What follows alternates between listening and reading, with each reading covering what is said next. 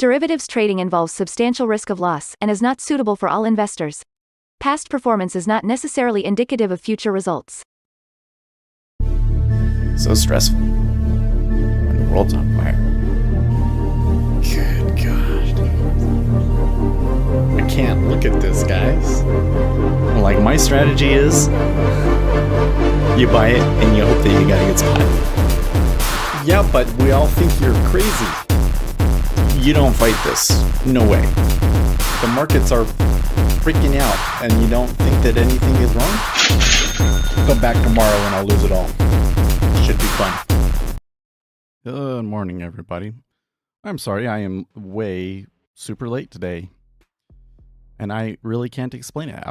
I'm not even finished eating. I was like sitting there eating and I was looking from the table and everything starts moving. I can kind of see the screen from the kitchen table. Everything starts moving and I'm like, crap, is it already 6:30? Holy crap. Okay, so what happened? Well, it looks like they beat.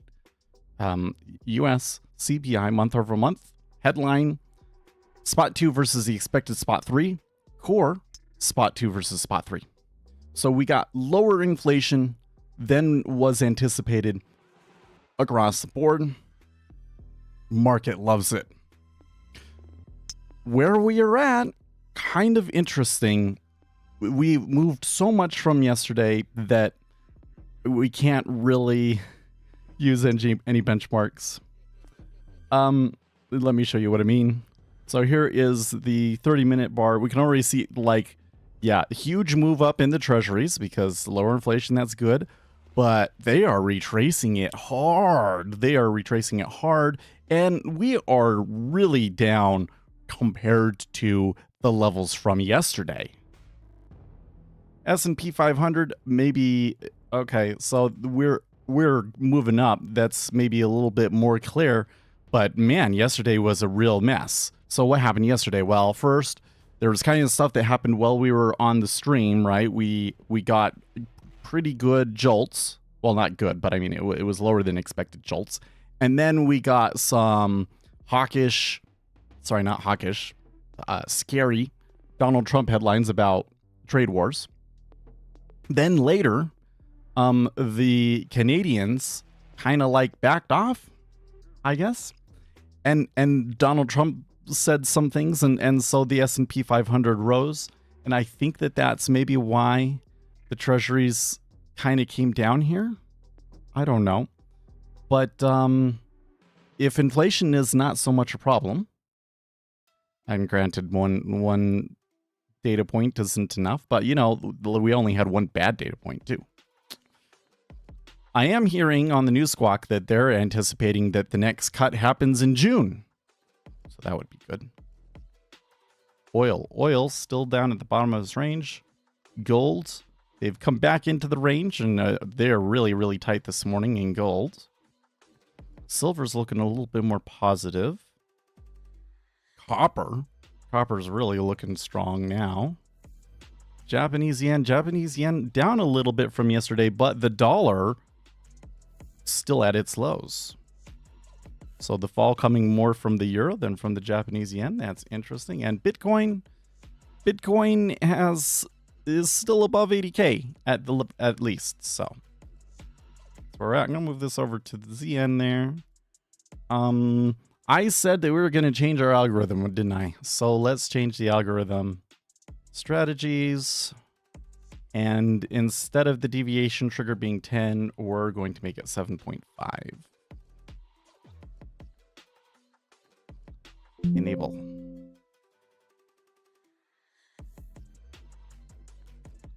Say oil's up, gold. Well, so gold is moving up on the move, but they haven't beaten out the highs from overnight in gold. Oil moved only a little bit on this. So I don't know if this one is really affecting them in oil. I'm pretty sure that 1 minute candle for the news release is the day's range. In ZN, I think it is, yes. Wait, coming back over to, it is. Yep. You can see it pretty clearly there in that 30-minute chart. That is the overnight range. But I mean, we didn't even really get into the bulk of yesterday's range. We didn't even get into the bulk of yesterday's range, and we're back to the start. So that is a very bizarre flow to me. I can't explain that one. I kind of thought, like going into the news, there was a lot of selling, it seems, or at least price moved down. So that kind of read to me like people were hedging against it being bad. That should make the upside action really, really strong, right? But I'm not sure I can explain how it was able to come back so much, and that the cumulative delta through the news in the 10-year, well, across the board in the 30, 10, and 5, it's net sell. I don't understand that. Tesla is up. Oh man, the whole Tesla thing is getting kind of crazy. Like, Donald Trump is going to buy a Tesla, and they're going to call attacking Teslas a domestic terrorism. U.S. aid is apparently like funding people that are committing vandalism. I don't think about such headlines so much anymore. I don't know. Well, the dollar is a big mover here. So I think I have to say that it is currency driven in some way. But I'm not sure, like, why would the currency move like that? Still doesn't completely make sense. Platform is a little choppy. That's weird.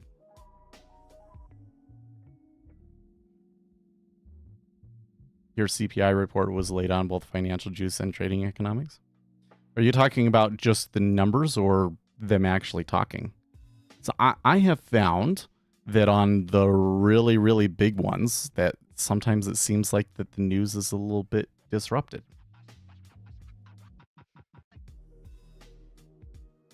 The other problem is Trump's unpredictable headlines. So, it comes back to this thing. I'm not a mind reader, so I don't really know for sure what Donald Trump is trying to do. A lot of people are really convinced that Donald Trump is trying to engineer a recession. With some of them saying, well, yeah, because he needs lower interest rates. He wants to refinance U.S. debt at lower interest rates. Okay, that sounds like reasonable, except for, like, how would we prove that that's what he actually wants? Other people think that he is trying to engineer a recession for all of his rich buddies so that they can buy all the assets, etc. That's a nonsense. But again, I'm not a mind reader, so how can I prove that is or is not what he wants? Well, what happened yesterday, at least initially what happened yesterday, seems to strongly support the idea that he's trying to create a recession, right? Like the S&P 500 was just at a place where maybe it could get a recovery, and then he comes out with tweets and knocks it down. But, like, I forgot the Ukraine headline. The other headline we got yesterday was that Ukraine has agreed to, like, a truce deal, and so now they have to send it to Russians and see if Russia agrees to it. So do I get to be do I get to take my victory lap now when I said Zelensky's gonna make the deal? Yeah. Speaking of CPI today, how does classical technical analysis possibly play? I don't know. Something that I always found kind of curious is that there seems to be a set number of patterns that happen after a big news event, right? You've got like we could probably even game them all out, right? There's like, oh come on, what is I think I need to restart my machine today because I'm getting a little bit of unresponsiveness and things.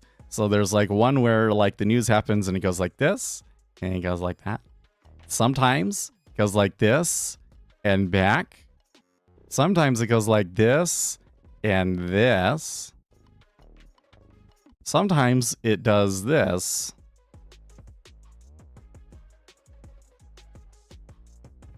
Right?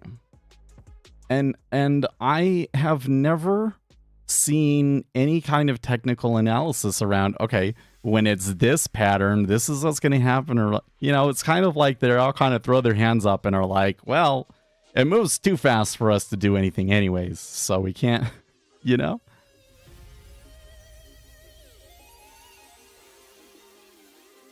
I think the only argument for technical analysis is areas of value in the market profile and applying this to adjustment reports.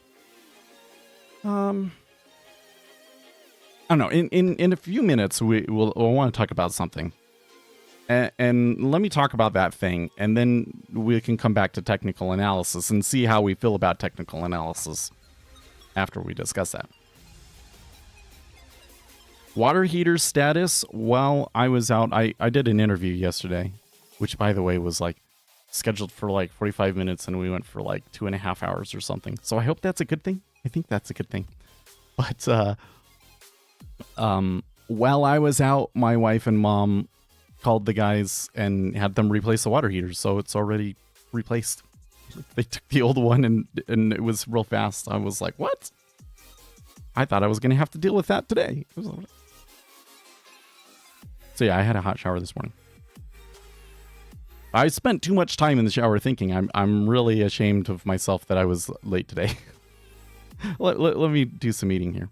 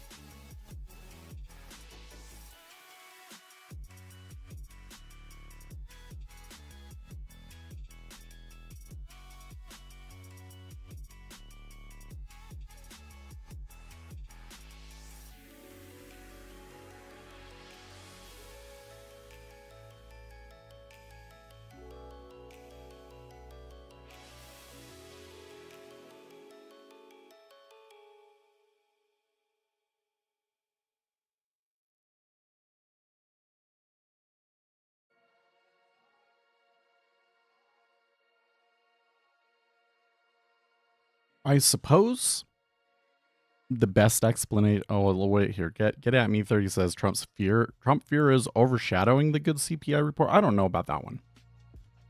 One, because he hasn't said anything, so why would it be moving now? But then two, I kind of think that a lot of that fear came out of the market yesterday, but we'll see. I think probably my best guess right now is that there was some people that anticipated the report being good and took profits.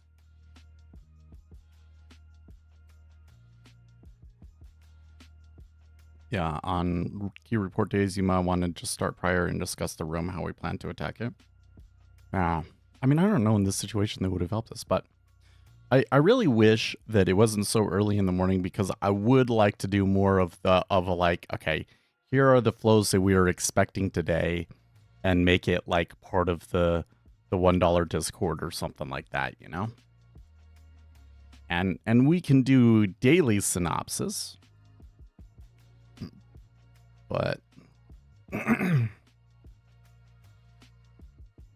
guess again, it's a matter of time.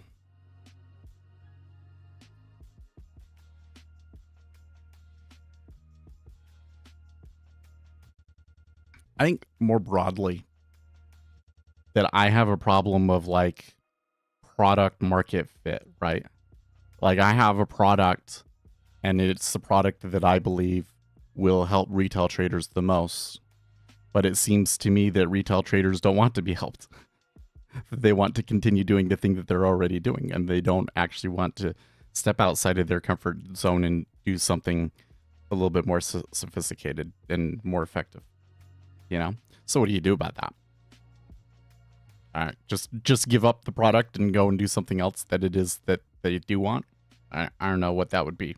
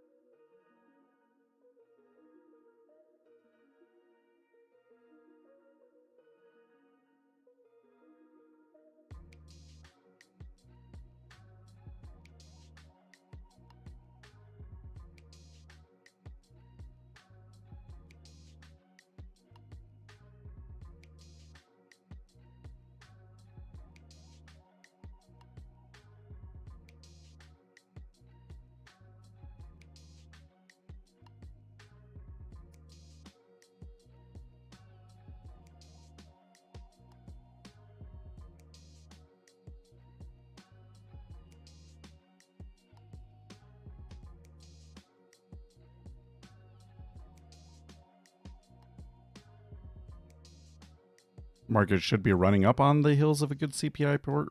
I mean, price stability and Feds can cut rate.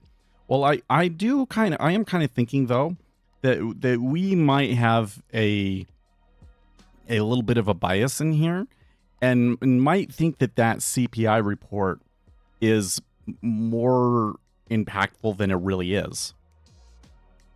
At least in the treasuries and the equities, because it sounds like that the short-term rates are pricing that the Federal Reserve continues to cut in June. And that sounds reasonable to me, and was reasonable before this report, you know?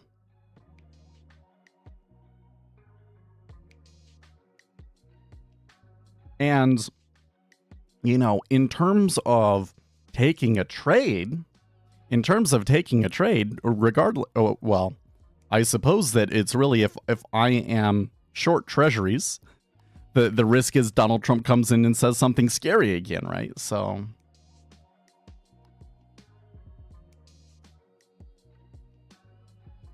I think you need to use more precise language there. Only reason market isn't going up is because there isn't enough liquidity in the system.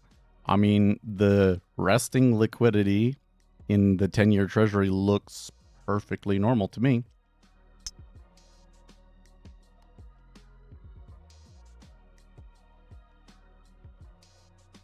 But is it you don't want to hold a position because of Trump fear? I don't know.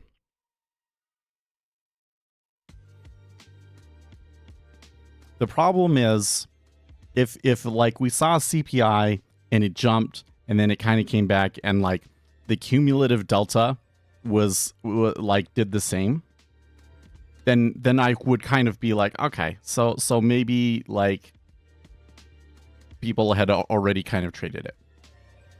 But what we saw was like net selling to the tune of 30,000 contracts, which is pretty significant too, right? even if somebody had front run it and was taking profits, I'm still not sure I can explain 30,000 net contracts. So I think there's got to be something else. There's got to be something else to explain the flows. And I'm sure by the end of the, you know, again, usually by the end of the day, we know. So.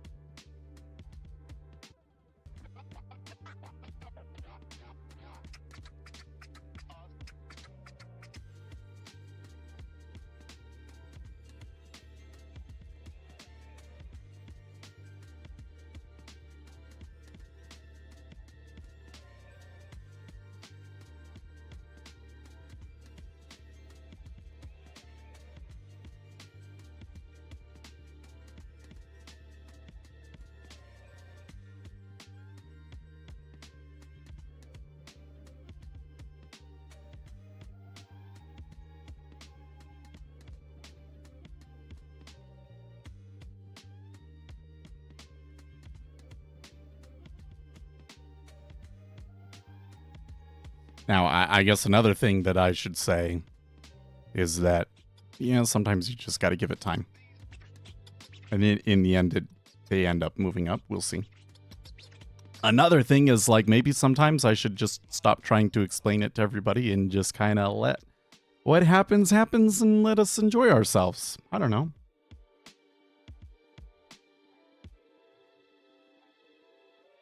You know, like that we got this whole, have you've seen this article on vibe coding where there's these guys that are like, yeah, I just have the LLM do everything and just kind of let it code based on vibes, you know, and which sounds like an awful idea, but there's some people apparently that believe in this. But maybe that's what I need to do, is I need to just stop explaining it and vibe stream. And okay, so that was a big sell. That was like almost 10,000 contracts hitting the market all at once. That does not make much sense unless Donald Trump just tweeted something or something. Definitely not going to touch it now, though. Holy crap.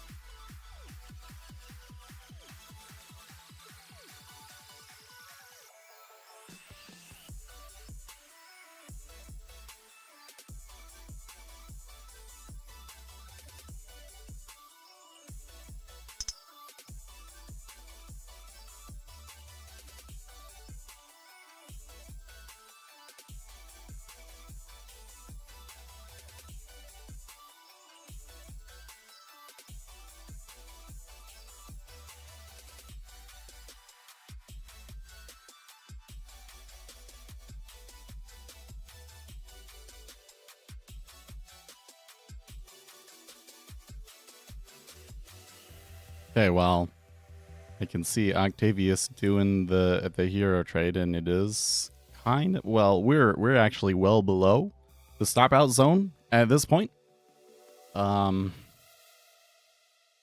See?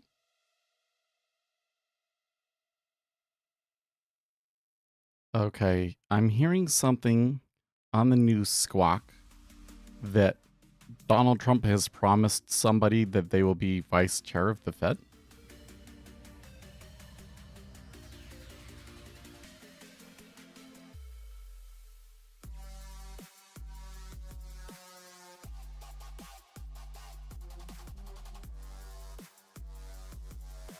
Volume has been high, but retail, I don't know if that's true, man.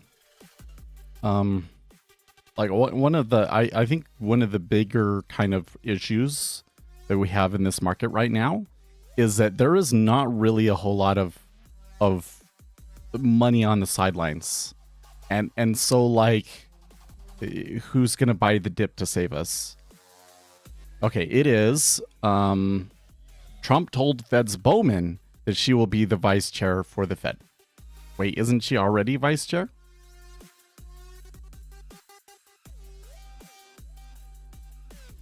Or is it Williams? Oh no, it's currently Philip Jefferson. Oh, is it really? I didn't realize that. Bowman would be a good choice. I thought it was Bowman. Maybe it was Bowman for a while. I don't know. Okay, there's 16.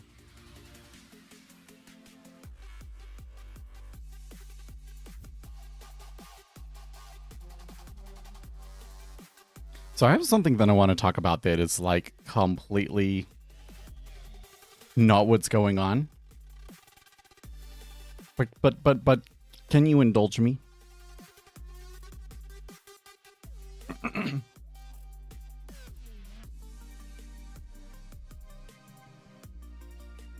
Oh, but before I say that, another thing is like if we were concerned about more Trump headlines, more tariff wars, yada yada yada, wouldn't the treasuries be buying more? Why would the treasuries sell? Still doesn't make sense.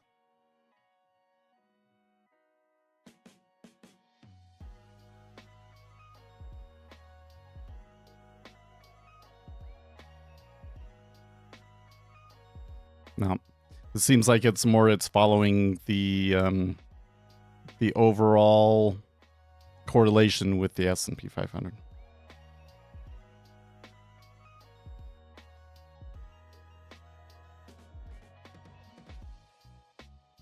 Okay, so indulge me for a second. So let's say, for the sake of argument, that you believe in God.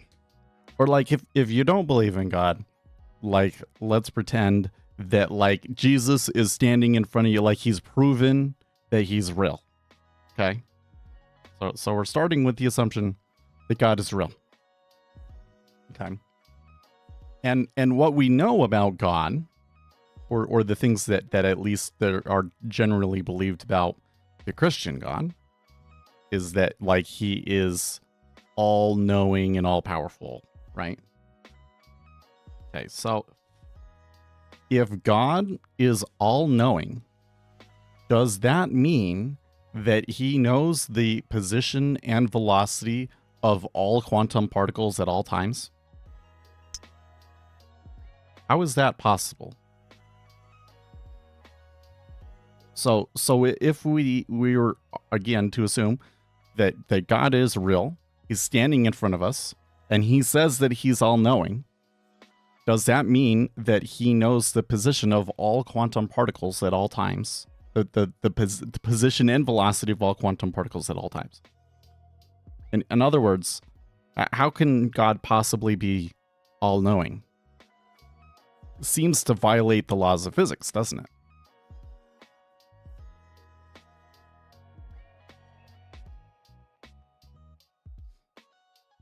Wouldn't that violate the laws of physics? So how would you explain that if God was standing in front of you and saying, "I am all knowing"? Well, I mean, I guess you could ask him and he could tell you, right? But I think the only logical fix to this paradox is that being all-knowing must not mean what we think it is.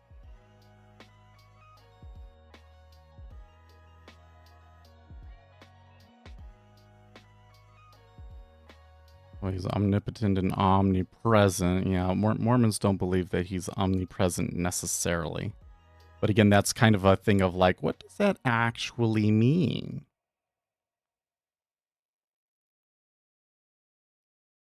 But we're talking specifically about being all-knowing. How can you be all-knowing?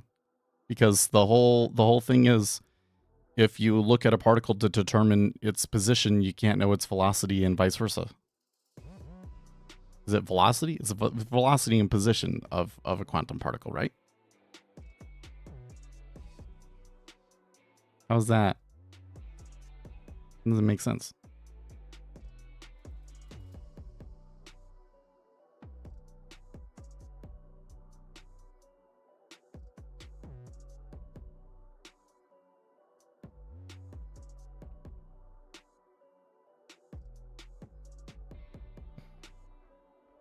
Because the whole thing is knowing the position of a quantum particle affects the particle itself. So like if you were to know the position of every quantum particle in the universe, it would affect the velocity of every quantum particle in the universe at the same time.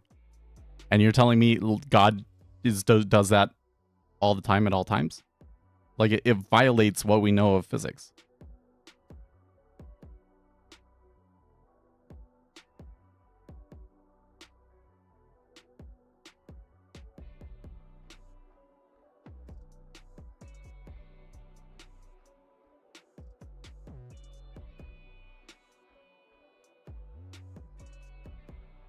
Like, I'm not even sure if a quantum particle itself, if it could think, if the quantum particle itself can know both where it is and how fast it is going at the same time.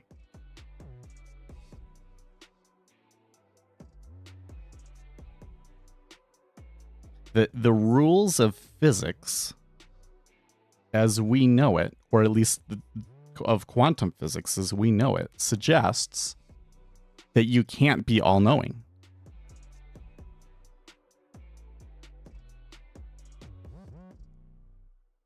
Yeah, well, you can't rationalize it because he has unmanly power and capabilities. Well, so I think that the only logical solution to that paradox is that being all-knowing doesn't necessarily mean what we think it is, right? Like God could tell you the position of an individual particle. He doesn't know it at all times. He's not like actively focusing on it, right?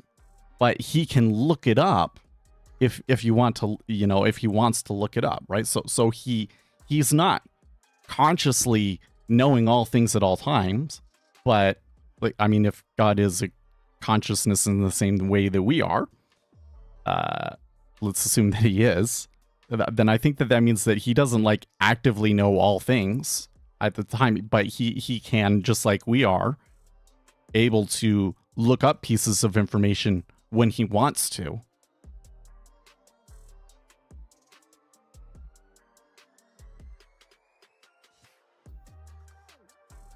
God doesn't know things that are unknowable? Well, that I do think violates the traditional conception of being all-knowing, though, doesn't it? Are you familiar with the quantum computing? Well, yeah, so you kind of go in and you have a qubit, and then you run this algorithm through it, and then it basically gives you the outlay of the probabilities of how that thing will turn out.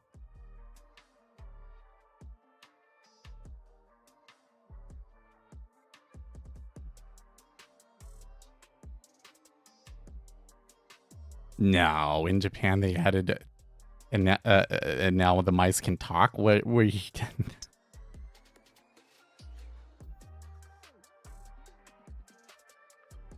You gonna show me a video of a mouse talking? No, I didn't see that.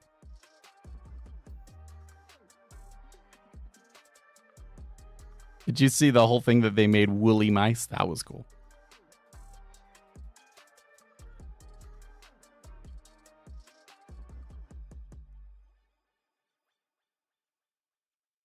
Yeah, an unlimited amount of potentiality in states and variables at the same time.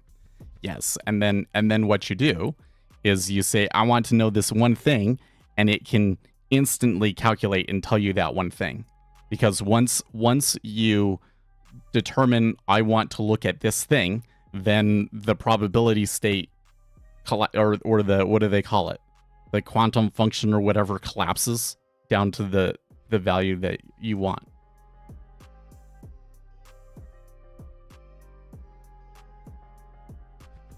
So it's still like quantum computer is still kind of telling you the same thing. You can't know all things at the same time.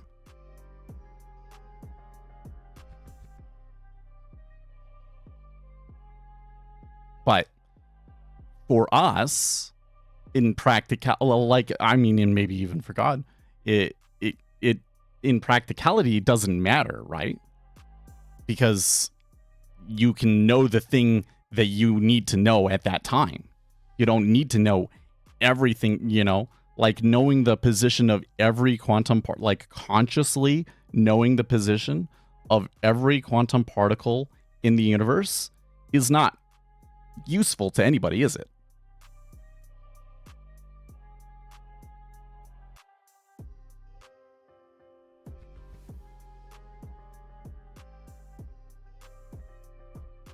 So that means so if we take a step back, okay, now we're not talking about God anymore, right? Because kind of seems to me that like humans are trying to create God, right? that there are some people that think that there's going to be some combination of human consciousness, artificial intelligence, and quantum computing that together gets you to a state that is godlike, right? And when that is achieved, I'm surprised that you you got +4 off of that. Okay. I'm surprised you took it that early though. So if you get into that state, right, you're not going to know everything about everything all the time. Just the thing that is relevant that you need to know at that time. Right? So there's kind of this thing that like what it really comes down to is dealing with complexity. Right?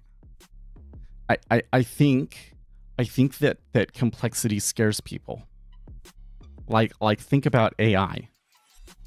Because the whole thing with AI is you create this neural network. And each neural network is basically a bunch of tensors, which basically just do mathematical computations and connect to other tensors. And like we understand how a tensor works, and it's simple, and it's like actually not even that interesting of it. Like when you're learning how to use them in the programming, it's kind of like okay. But then somehow when you combine thousands, millions of these tensors together, and all of a sudden you can do pattern matching and you can get computers to basically talk, right? So there are things about the interactions between these really simple rules that at the meso level or the high level results in emergent behavior that we cannot predict from the base rules. That's complexity. And complexity is scary because it's beyond our capacity to understand in our conscious mind. Our mind can only handle like 230 things or something like that, right? And you're talking about millions of nodes. And that is an amount of complexity that you could spend your entire life studying. So complexity is scary. How does this thing actually work?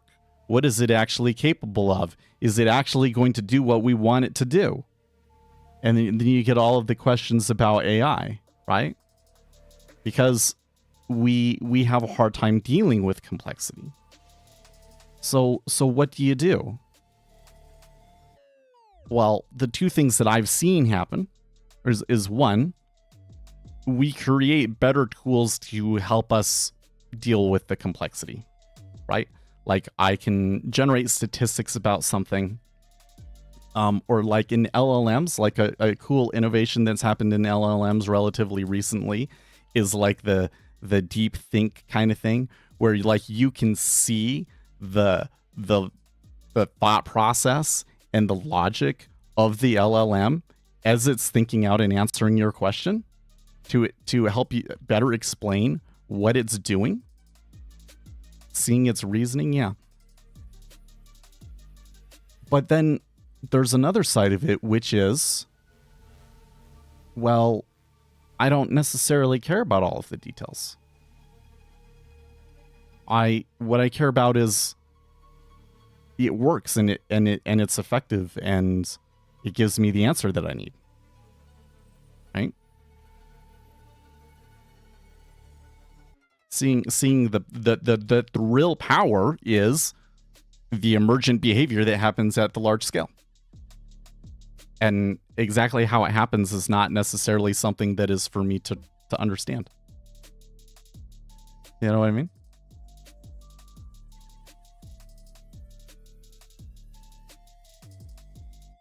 That's exactly, yep. Sounds like you're talking about the market. That's exactly it. So when I come in and I talk about the market, because the things that I'm teaching you, especially in the videos, like the square root law, the impact of a large meta order follows the square root law. That is the emergent behavior. That is all of these orders, thousands and thousands of orders, interacting with each other and interacting with the actual base rules of the market microstructure results in this emergent behavior at the high scale. And I can't necessarily interpret every teeny tiny little order and analyze every order necessarily, but I can see the end result. And that end result can be very, very powerful. So that's why I think that retail traders have a problem with some of what I'm saying, because it's really easy to say, well, if it goes up like this and then down like this, and there's this certain set pattern that it's going to go a certain way, a percent, like that's simple. That's like the way that human brains work. It makes sense. I can deal with all of that because I understand all of the different rules about it and how to deal with it. I can't deal with all of the complexity of thousands and thousands and thousands of orders. Because that's what I'm kind of saying is you have to look at the orders. The orders are what's going to determine where it's going to go. And if you know what the orders are going to be, then you can describe the larger behavior that you're going to see and predict the price. But that's a complicated thing. Well, we're able to simplify it into something that you can trade by simplifying it into different flows. We know that there's this flow, this flow, this flow. We add them together. I think that there's going to be an imbalance. And then we can then look in the DOM and we can see if the behavior is consistent with our prediction of the flows. But you're looking at all of the individual orders and, trying to see if you're getting that behavior. The only reason that we're able to do that is because we know what the emergent behavior at the high level actually is.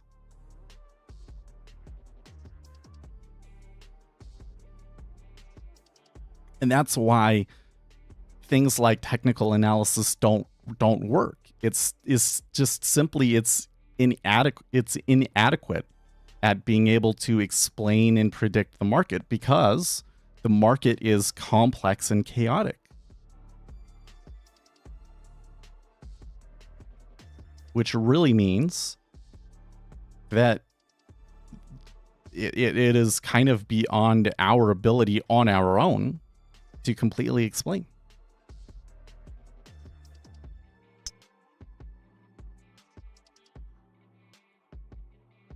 And that's scary. That's scary. Charts feel safe. Complexity is not. So what do we do about that? Well, it was just like what I was saying, right? One thing is we have tools, like we have order flow tools that help us understand what is generally happening overall in a way that we can't do on our own from looking at all of the individual orders.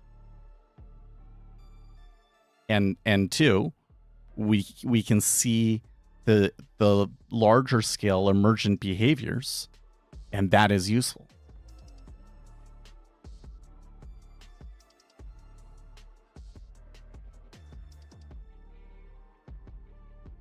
But there's a larger message beyond trading, which is that we are entering into the age of complexity.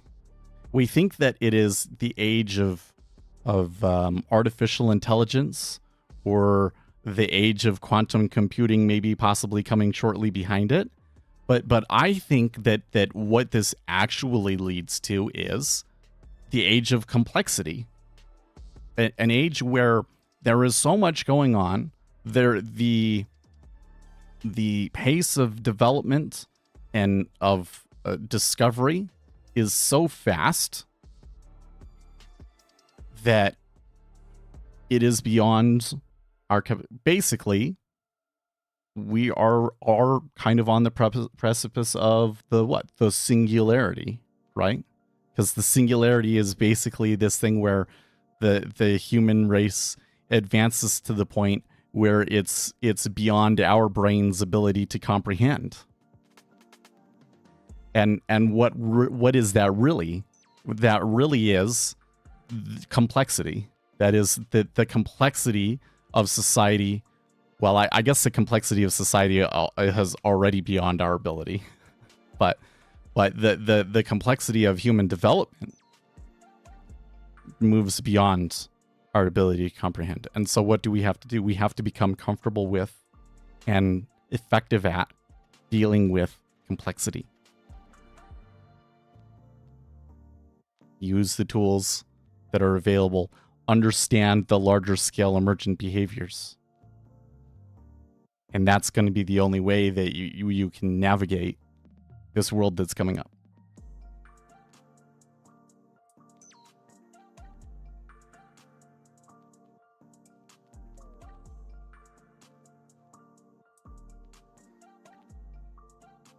Let's see here. That's why we need a quantum computer. Well, we'll see what I'm curious to see when we really get like really effective quantum computers, if they find financial use cases for them. But I think that's beyond my area of expertise and knowledge. They have, but then we don't, and that's going to... There's a simple way to solve that. Take the aggregate dollar amount of the buy and sell orders on short time frame, like the 1 minute ticker. Well, yeah, except for that, you have to predict what the aggregate buys and sells are, and how do you do that? You don't have enough information to be able to do that.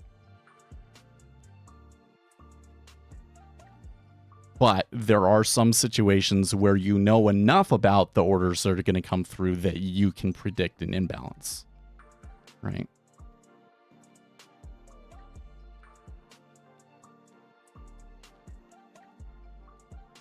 Yeah, you can't know all of the orders, but you can know the orders that are going to come from one particular entity, and that could be enough.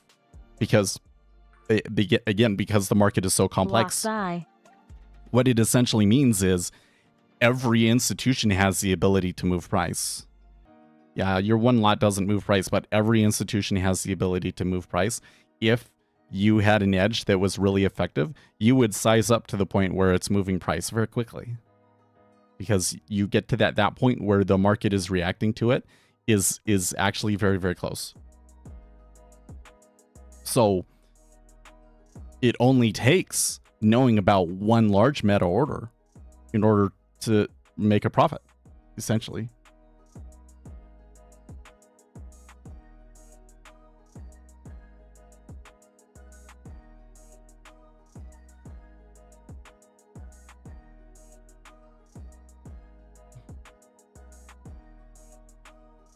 My takeaway is be strong in what you use while respecting that other people have their own alternative ways that do work. But no, that's the problem, Mindin, is that they don't work. Right? Like, the complexity is kind of a barrier that you can't really climb over otherwise without accepting the complexity of it, right? All of these other tools that we're using, both in trying to predict short-term markets, but also in economics in general, these equilibrium models and things like that, they are just simply not sophisticated enough to give us good predictions about things because the nature of the thing is complex. In other words, if it is complex, you have to utilize strategies that are specifically designed to deal with complexity in order for them to be effective. And this is part of the reason why retail traders as a whole fail so badly, because they perform worse than what random would suggest. So retail traders have negative edge. Why is that? Because their strategies aren't able to deal with complexity. Their tools aren't able to deal with complexity. Trade Secretary, I forget what his position is, but Lutnick is saying that we'll take the tariffs down if other nations do. It doesn't seem to be moving the market at the moment, but be aware.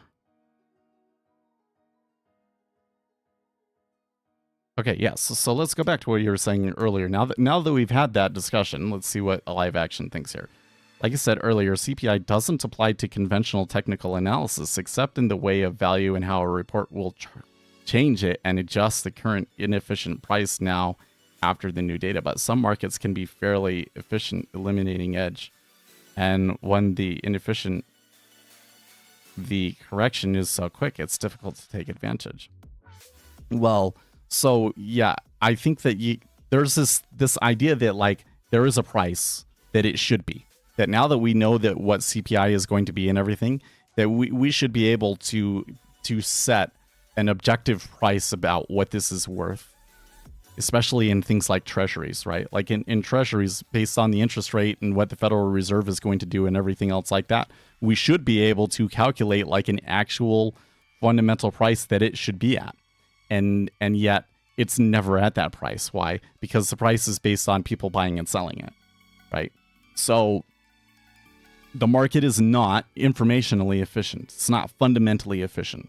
Current price does not reflect all available information, right? But it is statistically efficient. That because the orders have such a strong impact, any kind of like statistical aberration that you see in the market is very, very easy to take out of the market, and all you're left with is noise. And that is, again, kind of like the emergent behavior, right? Once you take the market microstructure, which is that orders have strong impact, right? And move the market, and then you times that by millions of orders, the emergent behavior that you get is a market that is not informationally efficient, but is statistically efficient, right?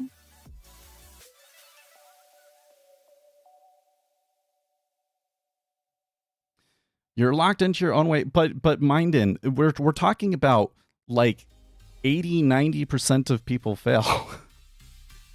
Right? Like, you know, somebody says that something works. Well, yeah, but you're probably looking at a month or a year's worth of data, and you really don't have enough information to really say that it actually works. I mean, that's the other issue. That because of the properties of the market, it takes like a lot of data to prove something with the market. And so that's why literally every retail trader thinks that they have it figured out, and yet 80% of them fail. No, retail only fails because they don't. That's bullshit. I tell you what, that is probably like one of my biggest pet peeves in the trading community, man.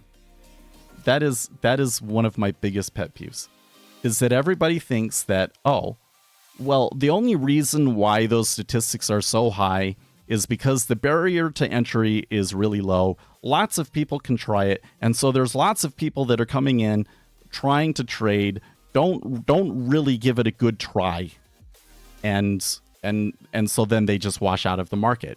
But I'm more I have more grit than that. I'm going to stick around for several years, and because I've stuck around for several years, I'm going to figure it out.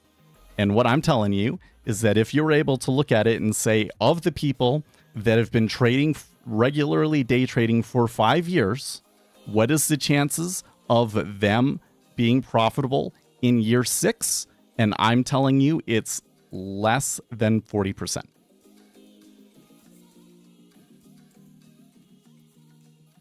Statistically speaking, actually, it's going to be less than 30%. Statistically speaking, 30% of people should be able to be profitable over a 5-year period. And in reality, something like 5% are profitable over that period. Less than that, even. Right? They have it's negative edge.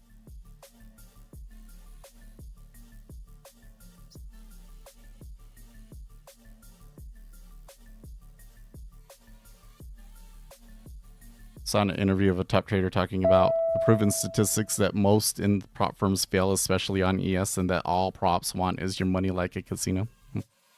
See, the biggest issue that I have with the prop firms is that they are treated as this golden standard of profitability. If you can pass a combine, then that must mean that you're a profitable trader. And it's not true. There's a 30% chance that you can pass the combine just on pure dumb luck if you're doing things correctly. And so it's not really an indication of anything. And most of the people that do pass the combine and get into the funded portion of it never get a payout because they fail before they get the payout.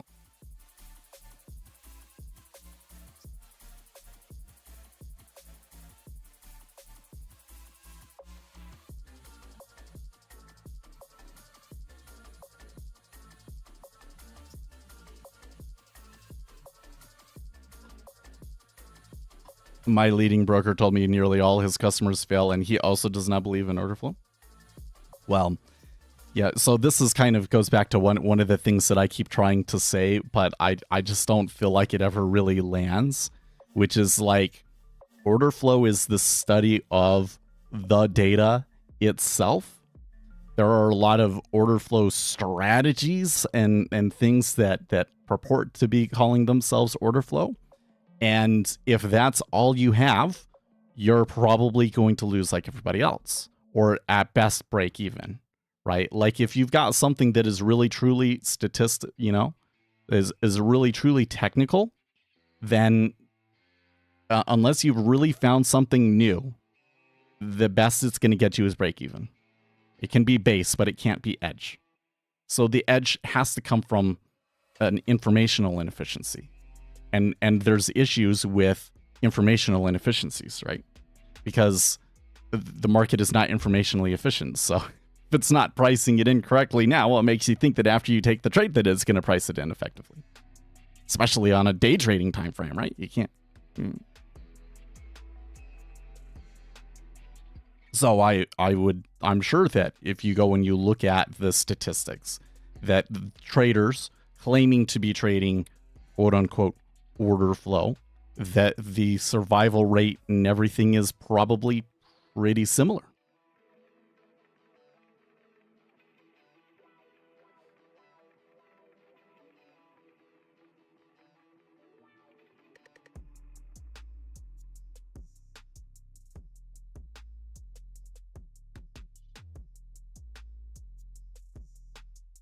But what this really comes down to is people that want to be able to claim this title of profitable trader when they really haven't proven themselves as that.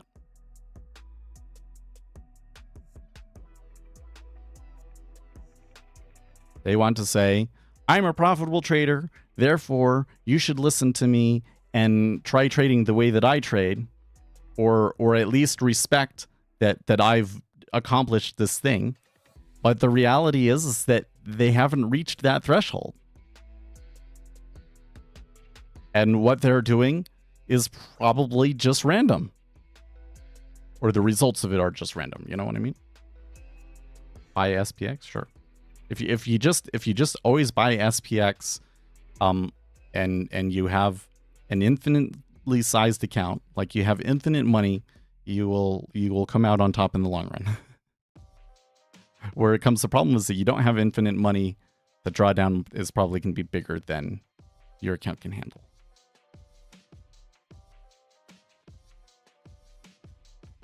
I'm surprised each of these days, when the S&P 500 opens up, the volume that I'm seeing is not as much as I would expect it. When we've started to get into volatile markets like these and like fear-driven markets like these, there tends to be like way more activity, and I'm just not seeing it in ES the way that I'm expecting.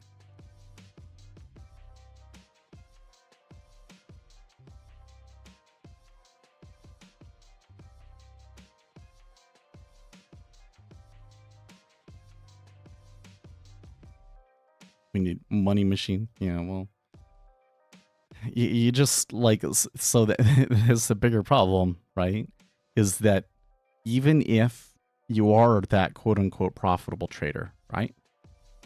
The amount of edge that's available for you as a retail trader is not that amazing. It's not.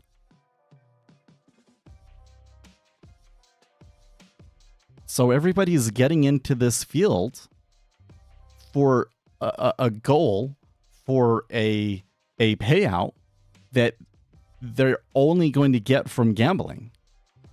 Because if you're actually doing something that really actually works, you're not going to get that. You're not going to get that kind of a return.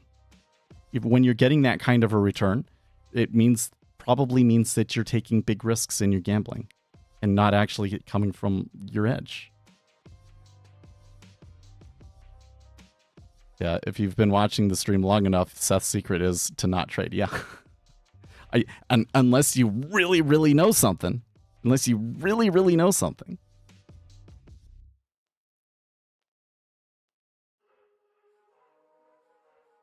Which you never do? I mean, I feel like I knew something yesterday.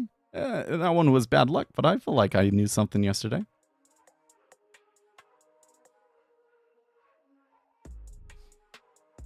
There are, but it's certainly not every day, and not even every week. It's kind of like there's a few key points every month where maybe I feel like that I have it, you know? I feel like you get lucky like everybody else. Well, you know, the thing is that we can't prove it, really, can we? Right? Because it's not like I can show you 5 years. I can prove things about the market. Will that help you? We can't prove that.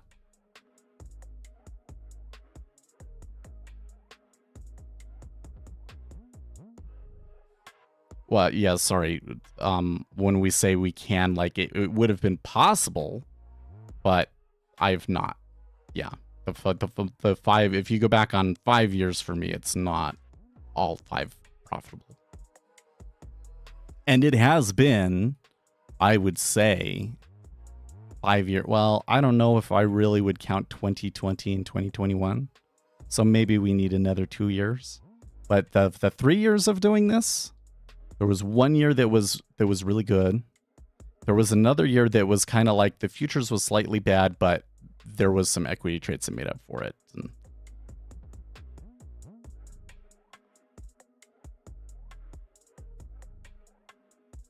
Okay, yeah, you can be confident. That's called delusion.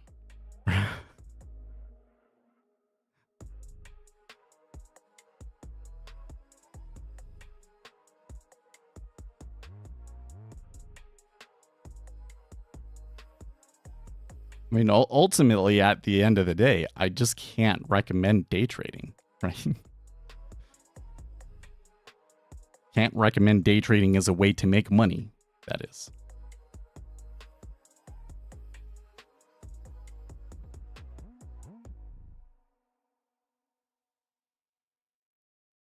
That doesn't mean that there's not value in what we're doing. This doesn't mean that there's not value in the tools that we have. There is.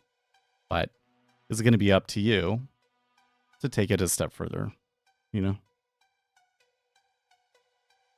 Trading is harder than becoming a professional athlete. Yeah, I agree.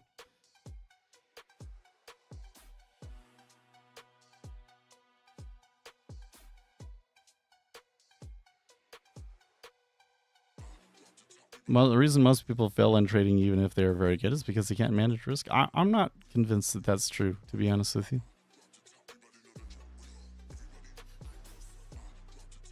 So this is kind of like another big pet peeve of mine, is like, okay, what does managing risk mean? Does that mean having a set maximum loss, or like a loss limit for the day where if you hit that loss limit, you stop trading? Okay, that'll keep you going longer, but you're probably still going to net lose money because you have to have an edge. You have to have an edge. I think that what actually happens is there's really only so much that you can actually do from the risk management perspective when you're trading a single outright position, because managing risk is really more about when you have an entire portfolio of things, how do you manage risk, right? Now risk management is like a real subject, okay? But when you're just trading a single outright position, there's really only so much that you can do with managing risk. And do a lot of people screw up on that one simple thing that you can kind of do to manage risk in an outright position? Yes. But why do they do that? Because they don't have edge. When you don't have edge and you're losing anyways, and then that's when you lose your discipline and you start breaking the risk management rules too. In other words, poor risk management is actually a symptom of not having an edge.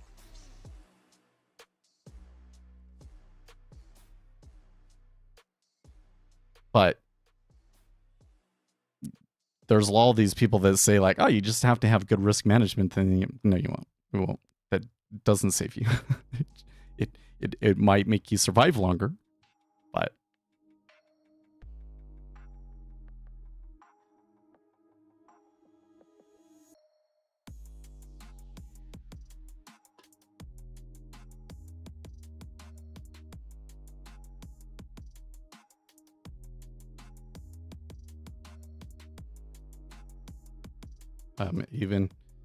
even if you have edge, if you don't have tight risk management, yeah, I would agree that like risk management is like a minimum requirement. But what I'm saying, I disagree with the statement that most people are failing because they can't manage risk. No, most people are failing because they don't have edge. And in fact, by and large, I find that most retail traders do have risk management, or at least they understand what they need to do to manage risk, but they just maybe don't do it. And if they had a profitable strategy, they would have no problem managing the risk of it.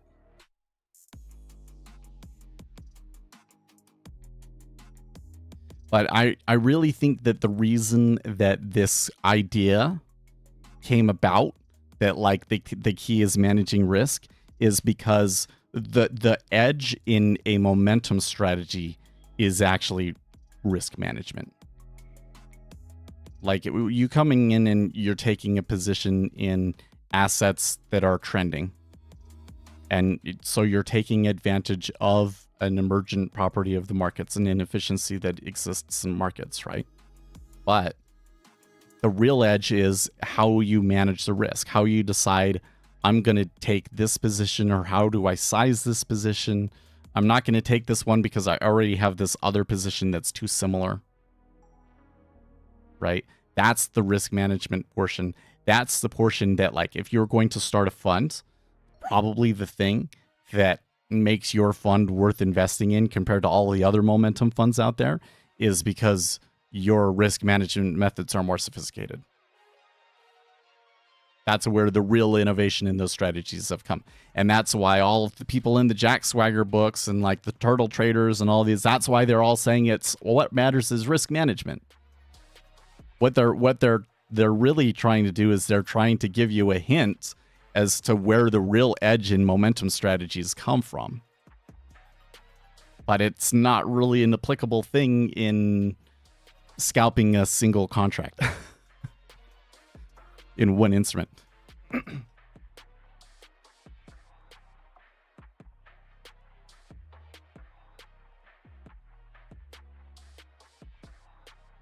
You can have all the confidence in the world in a trade idea. It's not going to stop the LPs from pulling 90% of the book right out from under you. Yeah. Well, and I mean, yeah, that's, again, it's the complexity of it, that any single player can screw your trade up. That's a problem. If you could grab a few wins under the belt, allowing you to put size on a key report, you could potentially make enough that it would make your year. Yeah. I mean, I think that for the way that I trade, that it's kind of like we mostly tread water most of the time. I have to say, yeah, we don't take very many trades, but in the last 6 months, the performances have been really, really good. And like the wins, it's maybe one time a year where you catch one that just really makes the rest of it worth it, you know? What do you think Steve Cohen's edge is? They are over at Citadel. They are primarily pricing options and being fast. But my understanding is that the majority of the profits that are made over at Citadel come from options market making.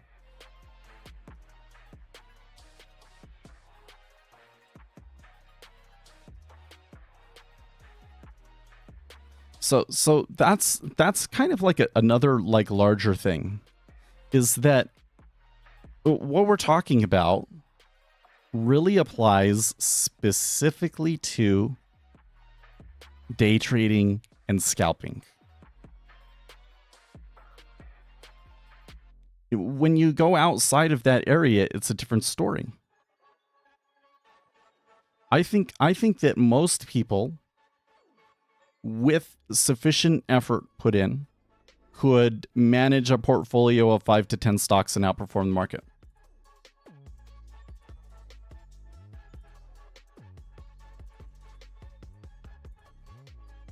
It's kind of funny that for some reason the general public has been trained to think that they can't make money from managing a portfolio and picking stocks, but they might be able to make money from scalping and trading.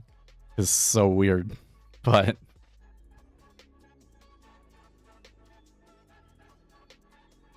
being a liquidity provider and being able to pull all your liquidity from under the market, that's their advantage. Yeah. No, it is true.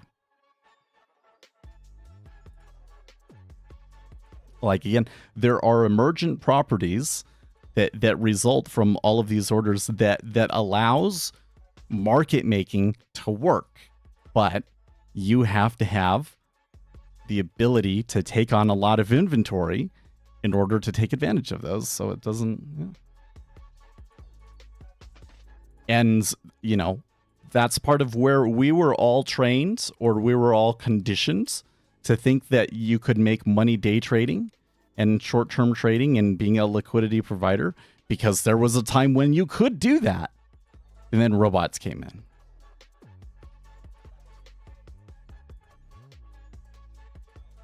It's so, you know, it's funny because like I feel like all of these comments I have a response for. But like, again, the whole thing is complex, isn't it? The whole thing is complex. So it's like, why do people pursue different things? Why do they not work? It's not really. I feel like it does though, because it never resonates. Nobody wants to believe it.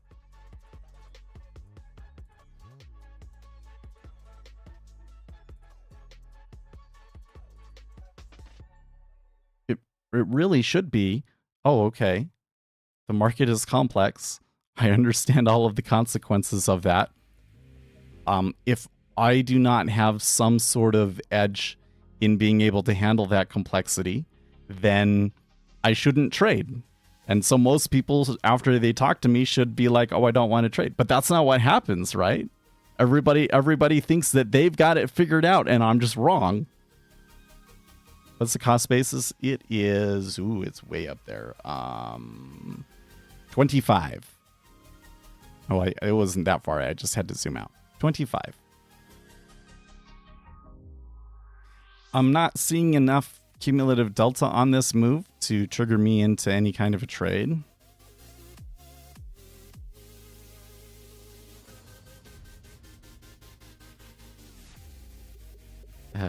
You want to talk about what you see if you actually trade the market going your way right after you scratch a trade to the literal trade? Wait, are you saying that that happened to you? Or are you saying it seems like every time that Seth takes a trade and I get out of it, that then it goes exactly to where I want it to be? Or are you just talking like in general? Are you a programmer? Yes.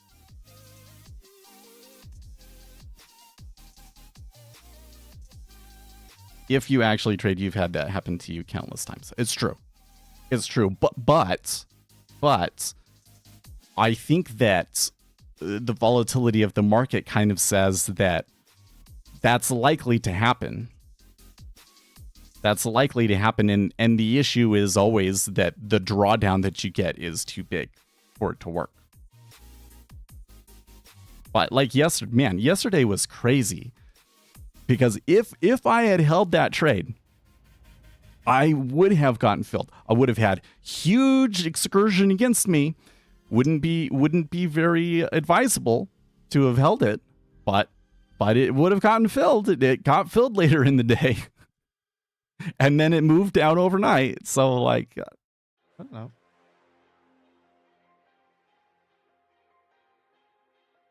But again, it's volatility. It's volatility.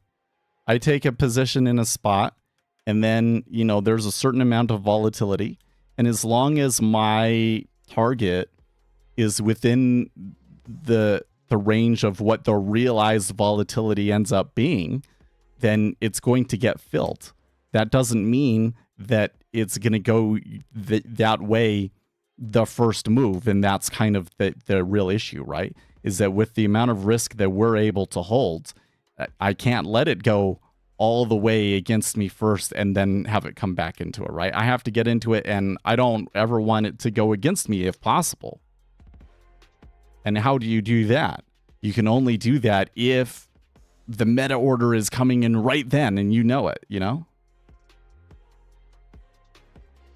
So generally speaking, if I take a trade and I have a flow go against me, and then eventually it does come down to my spot, that means I was just lucky, right?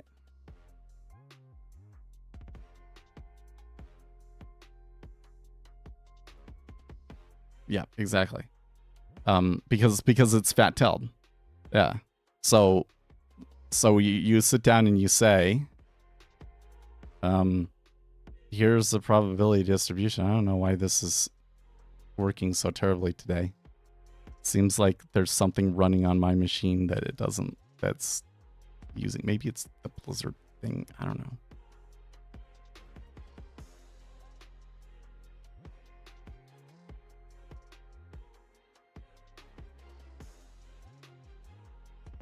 Okay, anyways.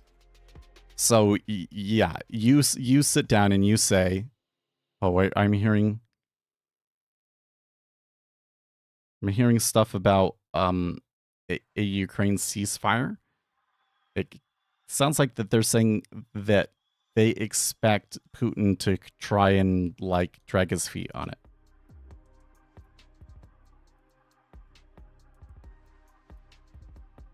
Okay, so if you come in and you say, I'm going to take it on this.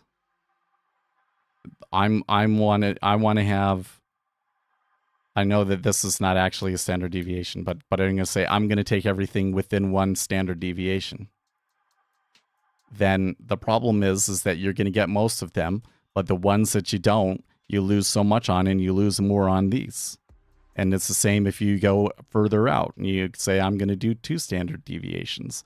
Then there's still the problem of when you lose so much more, because the tails, when you add up the actual value of the tails, this is just showing you the number of them. But when you look at the value of the tails, it actually looks something more like this.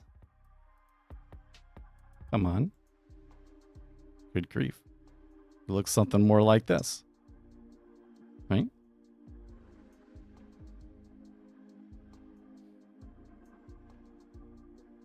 And by the way, market makers are dealing with the same problem, which is why the key to a market maker strategy is being able to understand from the volume when there is an informed trader and there's going to be one of those tails, and just get out and avoid the tail, right?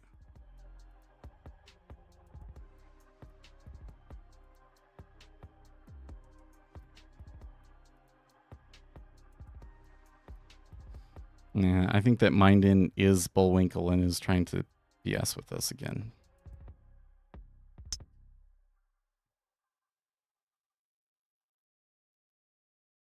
I really got to figure out what's going on here. It just seems like...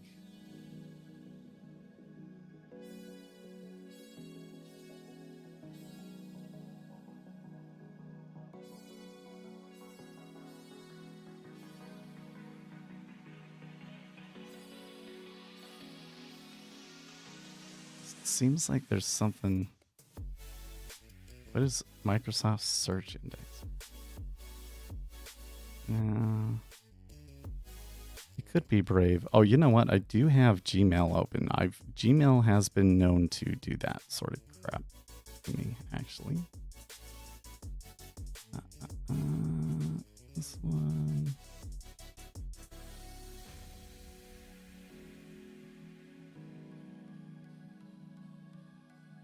And just make sure we close everything that we don't need to. Now I'm going to try opening it up again.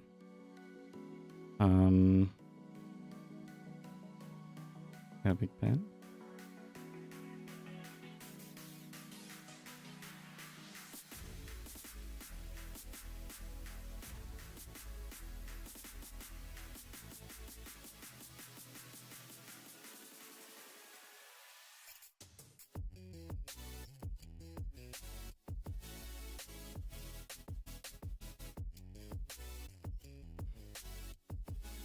There was a time when it was like working so well, and I'm frustrated. I wish I understood what it was causing it.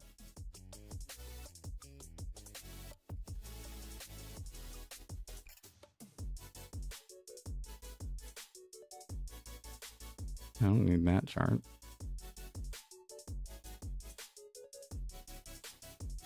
Oh, there's a strategy analyzer open. That doesn't help.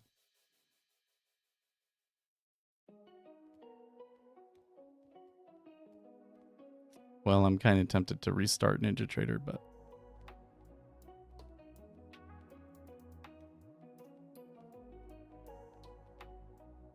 well, that seems better.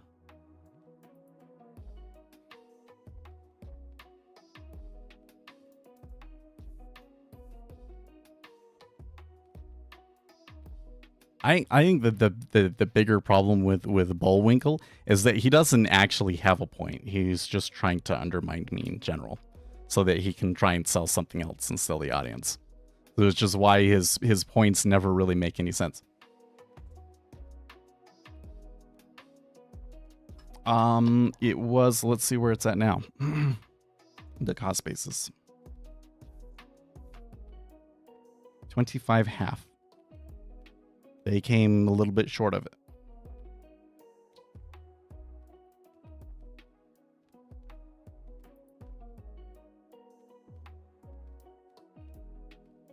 I guess Canadian minister is confirming that there will be retaliatory tariffs. But I think that's already known information, so Mark is not reacting.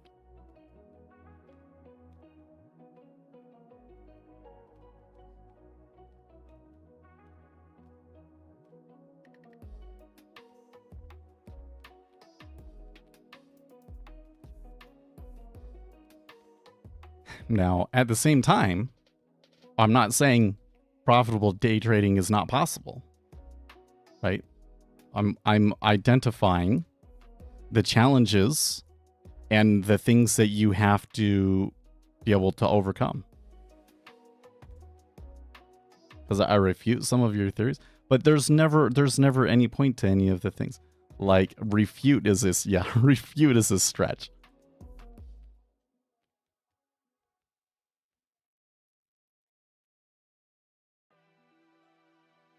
Like there is not some sort of larger coherent underlying theory about what's going on here on your side, and there's not an actual coherent like goal about what you're trying to do. You're just, oh, I hear something that I seem to think that I can contradict Seth on, but it's not. It's like low IQ bullshit every time where it's like I just presented a whole lot of information and like proven stuff, and then I go a little bit further and I'm like, okay, so what about this? What about this? You know, maybe there are places we can look things like, and you just, it's like it all goes over your head and you just say the same bullshit that most retail traders think that is not really, because they've never heard this stuff. And it's really funny to see somebody that they're hearing it and that they're seeing the empirical evidence and it just goes over their head.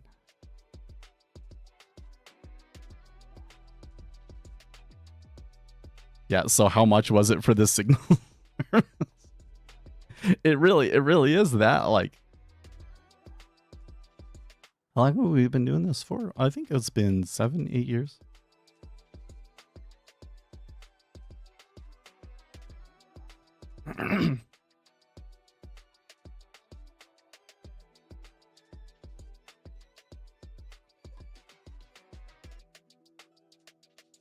See, it's the same. Do you, Uzi, do you think that all three of them are Bullwinkle? Or just the two? I kind of think it's all three.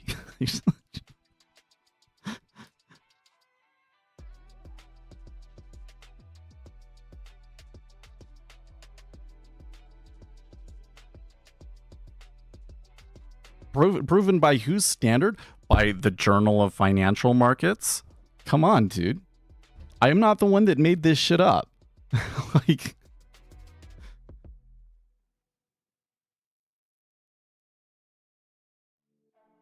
Nature magazine, there was, you know, the agent-based modeling study about inflation was in Nature, wasn't it? I don't know. It was like one of the biggest scientific journals, right? But all this information is coming from peer-reviewed journals. I'm not making it up. Uzi says I'm on too. Okay. I've not been collecting. So when you mean collecting data, what do you mean? Like, we can go and we can look at like my overall trading for the whole 7 years. Actually, yes. The difficulty with that is that the quality of the data isn't very good, because I might come in and be like, oh, we're going to do like this BS trade for fun, or I might make a mistake or things like that. So there's going to be some things about my performance that aren't really very fair to like the performance of the strategy overall as a whole. Gotten better at it. There's also like, it has changed over time, so it's really only been like 3 years since I think we really understood. If that's what you're trying to get at. But.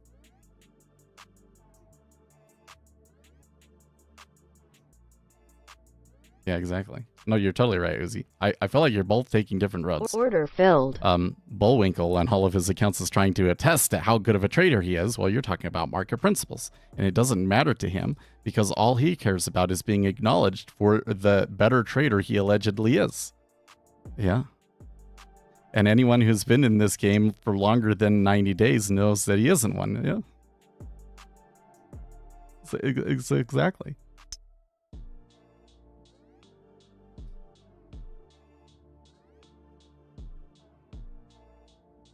If someone has a proven edge, what makes you think you're so special? They will run into your channel and show you? Oh, I tell you why. Because if somebody has a proven edge, that proven edge will come in line with the things that we already know about the market. And I am literally the only person out there talking about these things. So if there is that theoretical retail trader that really understands these things and is making a ton of money from it, he would love being on this channel because it would be literally the only place in the world where he can actually talk to people about it.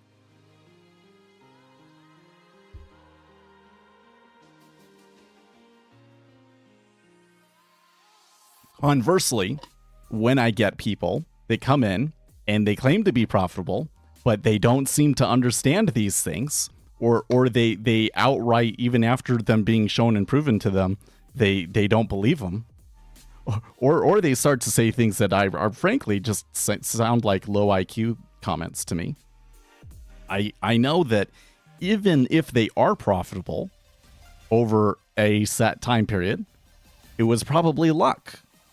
Because you're not going to find an edge that contradicts that really well proven stuff, right? You're going to find an edge that like refines the knowledge further, that takes the knowledge further. There's a possibility that you could come in and be profitable for 5 to 10 years. And then we could take a different look at it, right? But that's not what's happening. That's not what's happening. If they had an hedge, they wouldn't show anyone. I don't think that that's true.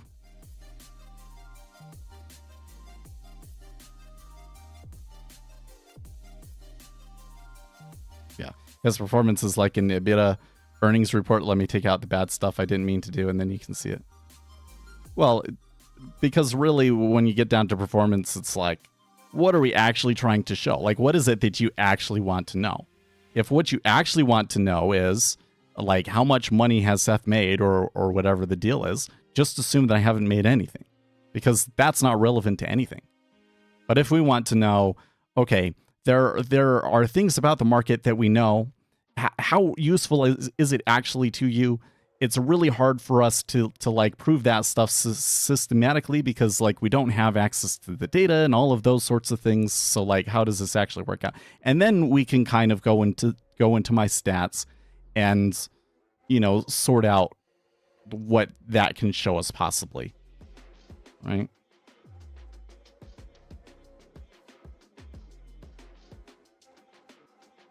No, if somebody asked me to show me a 20-year history, I would say, well, that's okay, but I really only needed 5.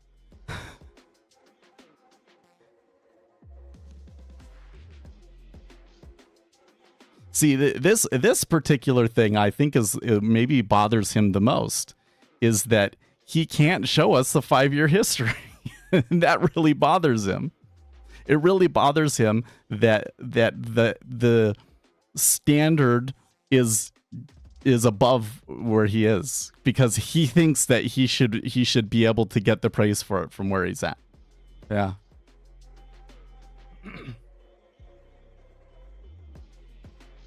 Funny. He doesn't have 11 years worth. He hasn't shown it to anybody, and you're trying to argue why would it show it to anybody? Like, yeah.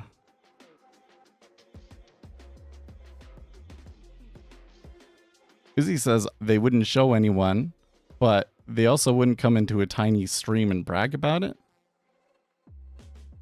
I don't know. I really don't think that that's true, though. Like, okay, there are quant trading firms and everything that they've given researchers access to some of the information that they have about their performance and how they're doing it and stuff. Like there is value to society in doing it. They're not going to give them enough information to like completely copy the strategy, but for them to verify the results and understand the nature of the results, the statistics around those results, right? And that happens all the time.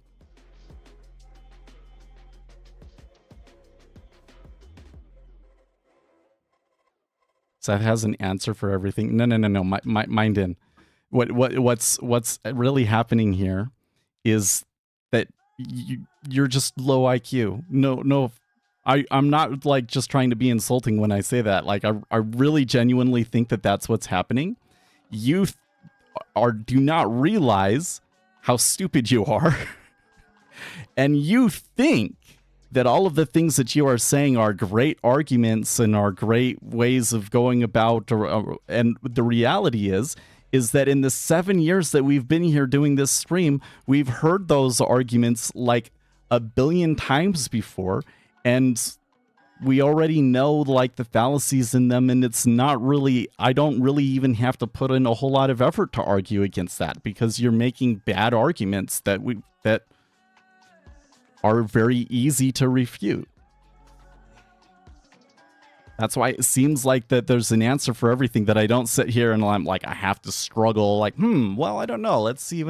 Maybe I can go and do this. No, it's like we've proven these things a billion times, and you're coming in here thinking that you're somehow special and that you're going to overthrow somebody because you've been profitable with it. When the reality is that you're just another insignificant nobody, and you're the billionth person that has come in and thought that they were all that and was humbled later.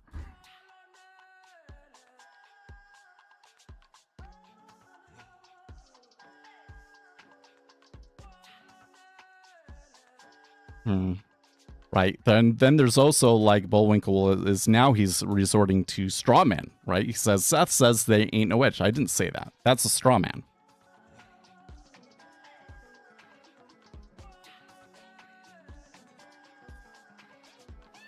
If you could have access to data, if you don't now, what kind of data would you choose to have access to give you an edge that you're looking for? So I would want to have better flow data. So the most valuable data that I could have right now is like data from a prime broker that identifies individual players. That would allow us to, split the order flow up and kind of find patterns in the way that certain players work, and would allow us to refine our predictors of order flow, right?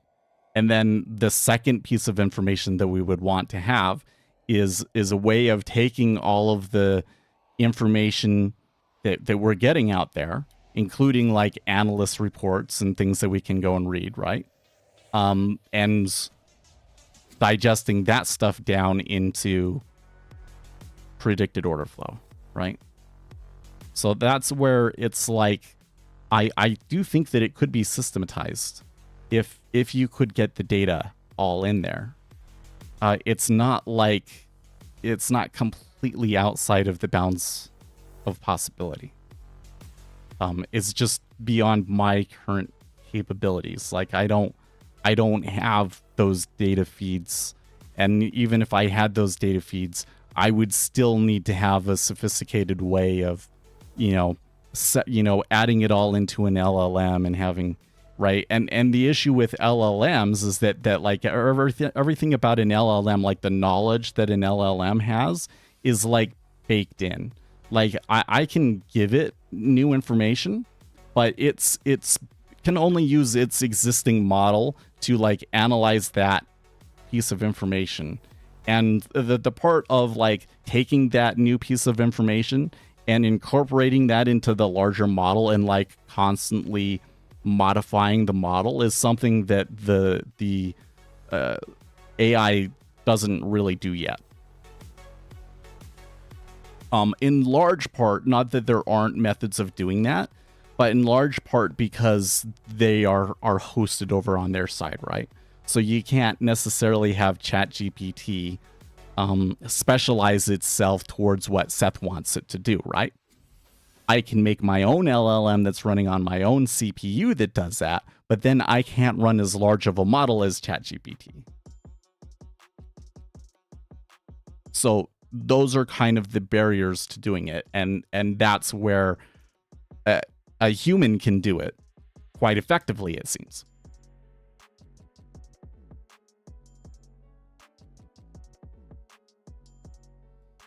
I'd like to talk about the strategy analyzer. What is your favorite parameters to optimize on in multi-objective optimization? So I don't typically use that one, actually. So he's talking about, like, if you come over here into the strategy analyzer. See, now this is a real question that I have to think about, right? So you're talking about there's optimization, but then there's multi-objective optimization, right? And I think where is the stuff for that? Optimize on, and then you get to pick the 3 things that you do, right? So I think part of why this exists is like profit factor is like a really good, so you'll run into this issue where it's like, if I am trying to minimize the drawdown, then my algorithm will probably just optimize itself on whatever takes the least trades, right? If I'm trying to maximize profit, it's going to maximize itself on whatever takes the most trades, assuming that there's maybe the backtester thinks that it's profitable, or you found a thing that you've curve fitted it somehow, right? So the multi-objective, so let me back up a second. So profit factor is useful because it doesn't have those problems, because it's like divided by the average number, right? So profit factor doesn't quite have those same issues. And I think that the reason why, like, the optimization numbers are like, you know, it allows you to do it through multiple parameters is to help you even further, because you still want to do it like, okay, so yeah, let's have it by profit factor so that I kind of filter out like the strategies that are really clearly bad. But then from those, I really do want to see the ones that have the best Sharpe ratio or whatever the deal is, right? And then that's where I would use it. But I personally, in my back testing, especially as of late, don't really use the back tester in that way. And why is that? Because what I find is that when you do optimizations like that, all you end up doing is curve fitting the strategy. So what I do instead, what I like to do instead, is I'm just going to run a regular optimization. But this thing down here where it's like keep number of results, I want it to keep all of them. I want it to keep all of them. And then when I get the results, I will like export them into Excel and, you know, draw graphs and other programs about how it's working, right? Because I don't want to curve fit the strategy. I want to understand what those parameters are actually doing to the strategy instead. So that's how I've been using it. That makes sense?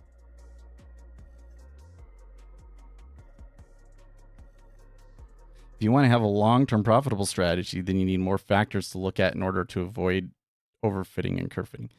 Well, yes, but the whole optimization process in itself creates the curve fitting. Even if you're using multiple parameters, coming in and like, you know, like really narrowing it down to, oh, here's like the best set of settings for it and everything is like, yeah.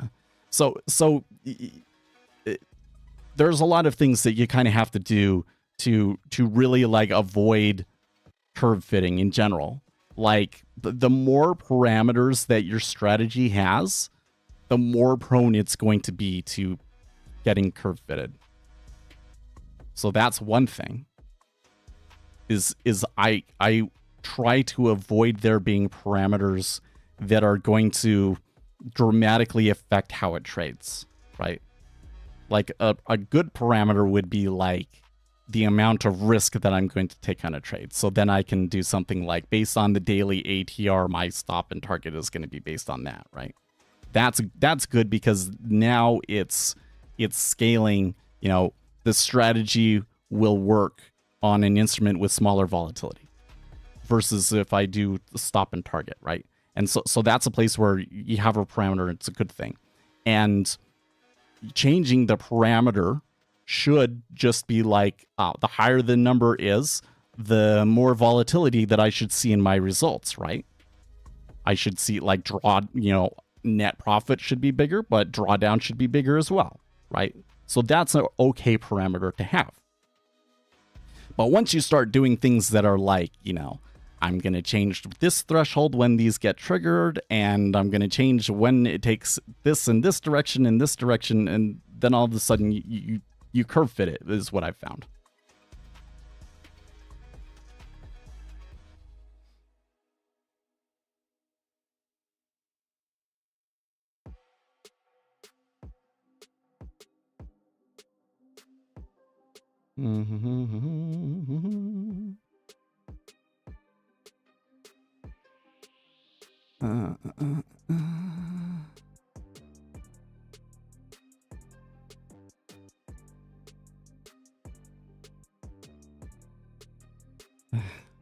Bro in here chatting with himself. You go back and you look at it though, like it doesn't really make any sense, does it? Right? I like to use it. Yeah, by exporting, you basically do the multi-objective optimization manual. Yeah, I guess to some extent that's true. But like one of the things that I like to look at, for instance, is like a distribution histogram of net profit, for instance. So I've done a lot of let's make a completely random strategy and see how it performs over, like how much time does it take? If it takes one trade a day, how much time does it take for you to really see like the true distribution? 1 year's not enough. You do it on 1 year, 45% of traders are still profitable. You go to 5 years and it drops down to 30%. But now all of a sudden you can see all of the people that have stopped out. And while NinjaTrader has this like optimization graph thing, it's just not as flexible, and it's better to go and take it into R and do things like that. Right.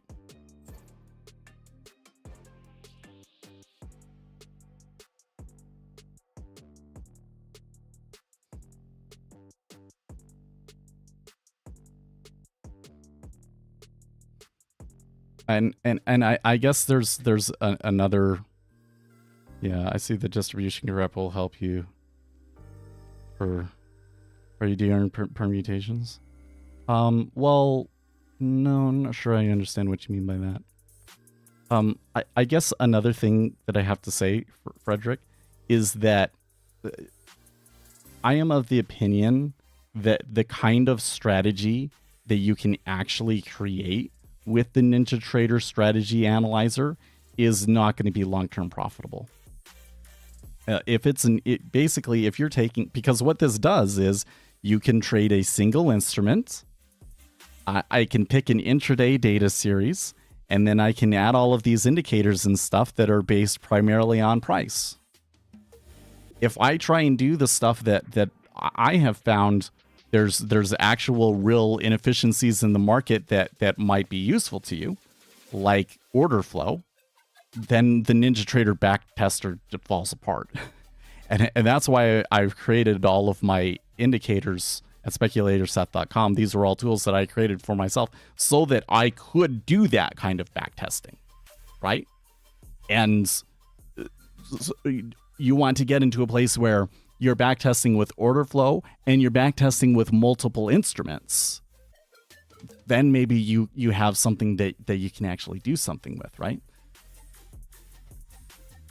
And so the NinjaTrader backtester is, for me, is not a tool for me to go and try and create an automated algorithm that's profitable.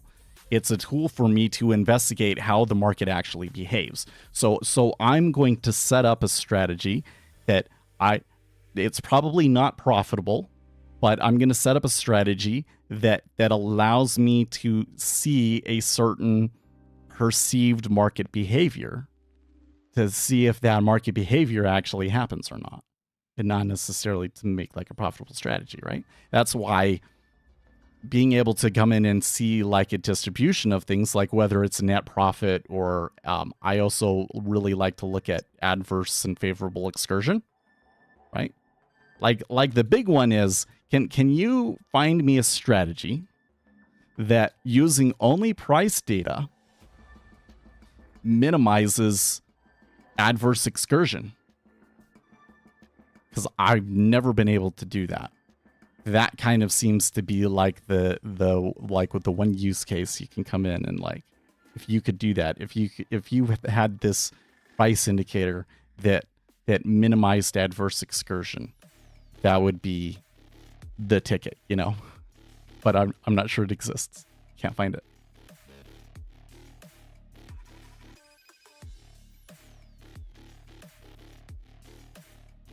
Permutation test will change your input data slightly by shuffling the input data in blocks you want to see stable result. Oh yeah, but that's what the NinjaTrader Monte Carlo test thing does, right? Yeah.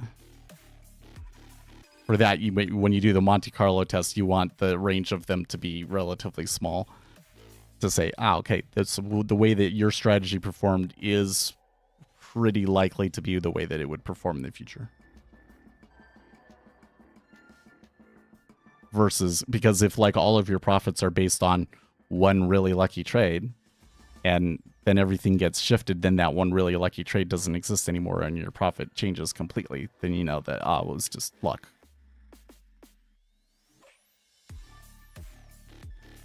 Oh really? The Monte Carlo only permutates the result data? You know, I've always felt like the NinjaTrader doesn't have very good documentation off of that, and that I don't completely understand what it's doing. So that it's the result data, that could maybe be true. So that's interesting. You want to shuffle the input data for a real permutation. That's interesting. Or at that point, you know, maybe you generate your own data, maybe? But there's problems with that too, right? Because generating your own data that's accurate to the market is really hard. I don't know. Like, so I think that if you've really designed the strategy carefully, you should be able to translate it over into different instruments. And then that's a good test as well. As long as the strategy is not trying to take advantage of a property that you believe is specific to that particular instrument.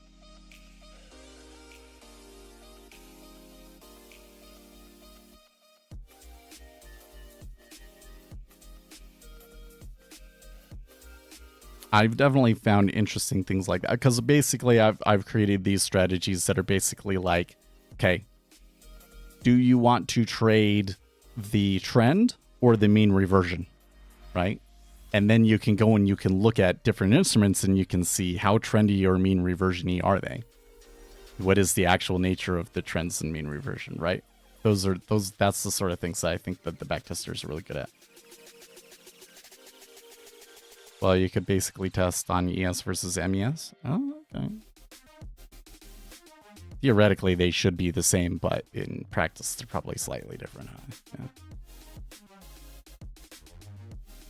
And how different they are might give you insight into how good your strategy actually is. Yeah.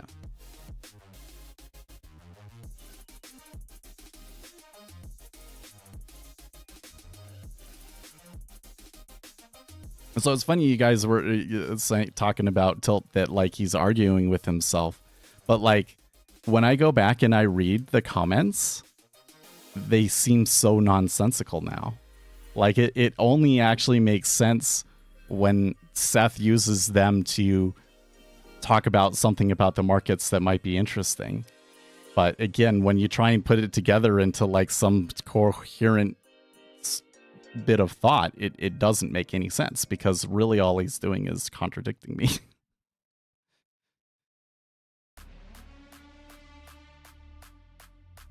So they don't fit together.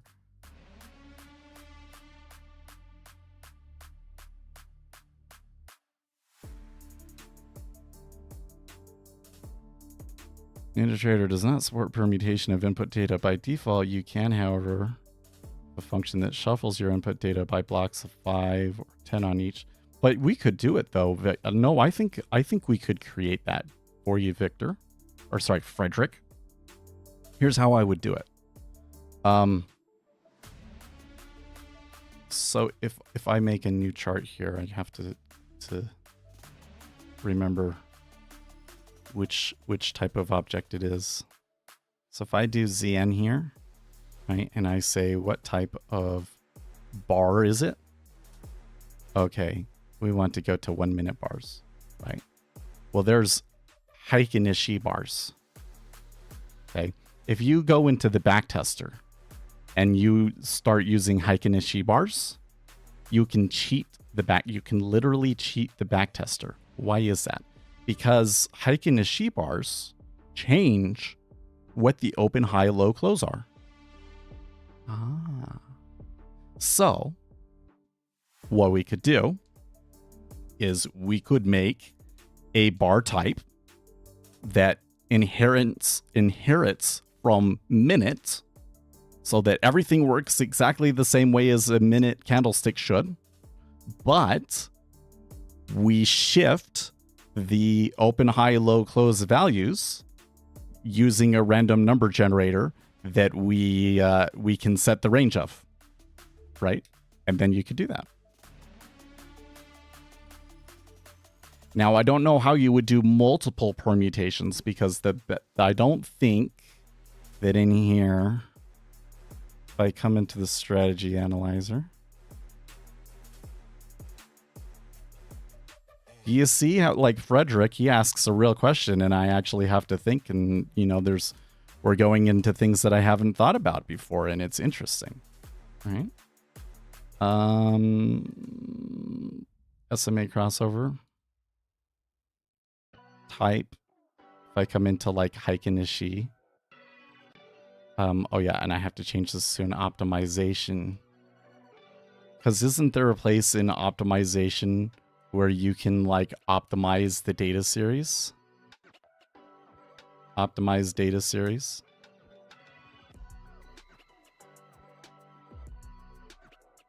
Okay,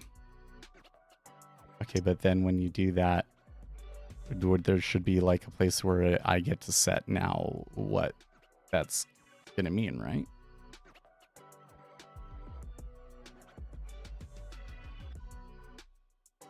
No. What if I just go to a minute? Then I can do it. Okay, so we might be able to make this so that you could then optimize on like the seed that you pass it or something like that, right?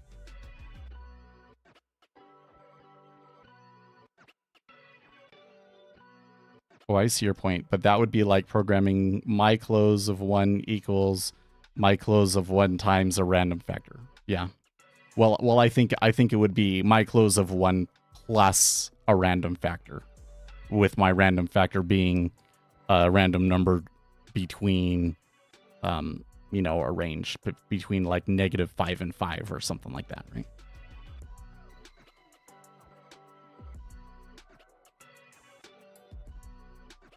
Or maybe the random number generator sizes or scales by the current volatility.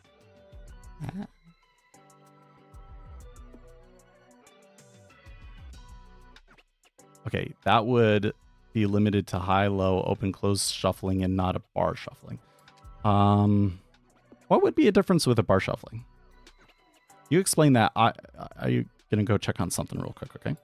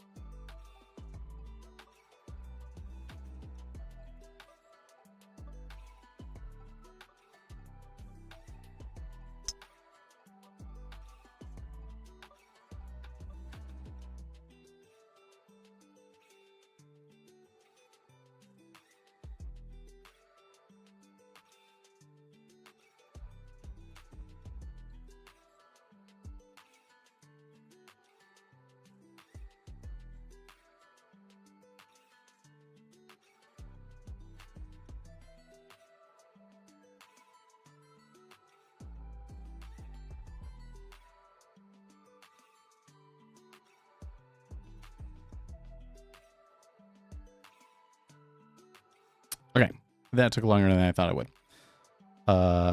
For a real shuffling, you would need something like array copy. Well, okay, so that's just like copying the data series. The difference is that your approach shuffles the bar size, but a real permutation also shuffles the order of the bars. Example for a block. Total blocks. Break the data into blocks. Reassemble the data. Oh, that's interesting. So you're saying here I have a data series, and then I have some sort of a block size, and I break it up like this, and then I reshuffle the different parts like that? Is that what you're kind of saying?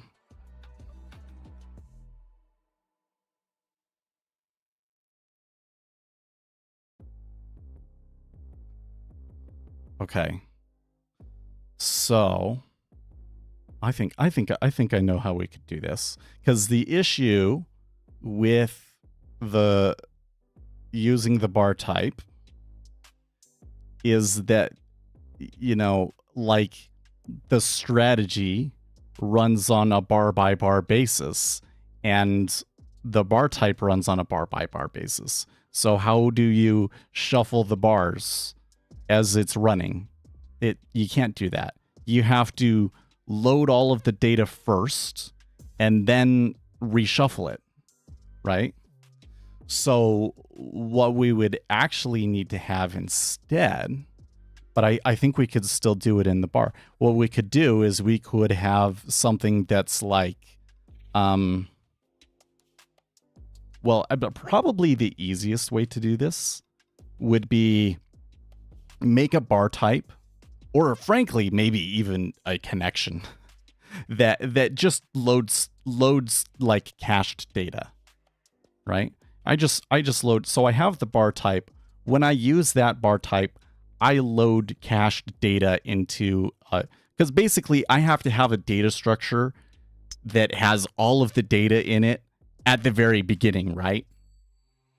So if I am using my own data structure, which would mean that I would have to load that data structure not through NinjaTrader's connector, right? So I could just have the bar type, like, at the beginning, load it from a CSV file. That would probably be the easiest, right? Now I have it in a big data structure, and I could do all of that cutting things up, and then the bar type, you know, for each bar, it would just go into the corresponding index in that structure and pull it out, and then you could do it.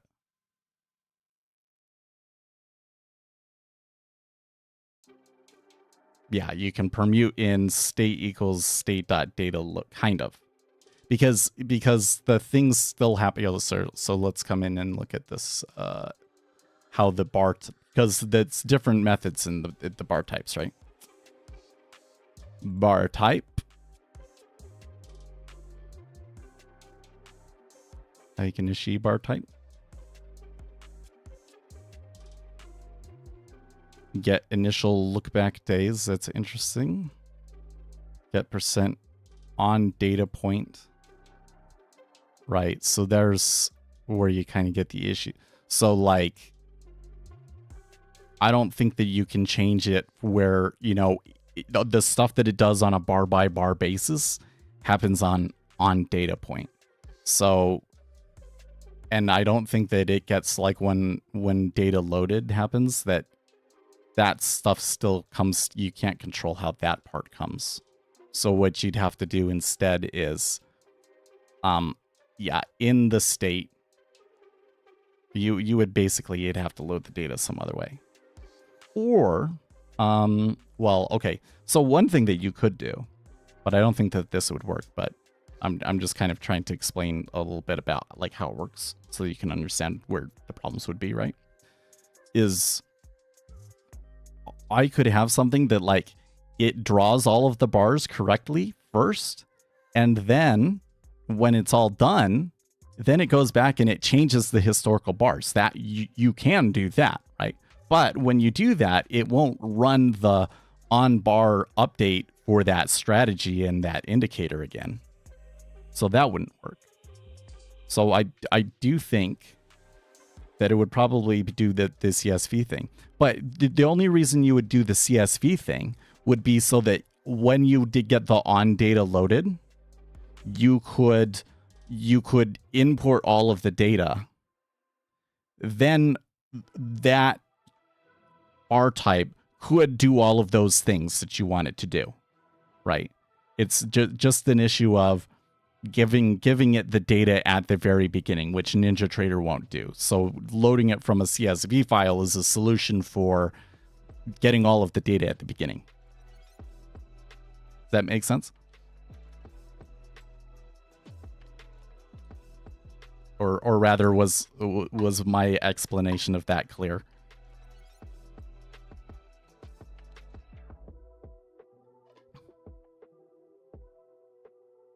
I gotta be. There's like a habit that I'm trying to get myself out of when I say, does that make sense? Because I think that when people hear that, they think like, oh, they must think I'm stupid. When really what I'm trying to do is I'm trying to see if the way that I explained that was good or not, because a lot of the time it's not. Right?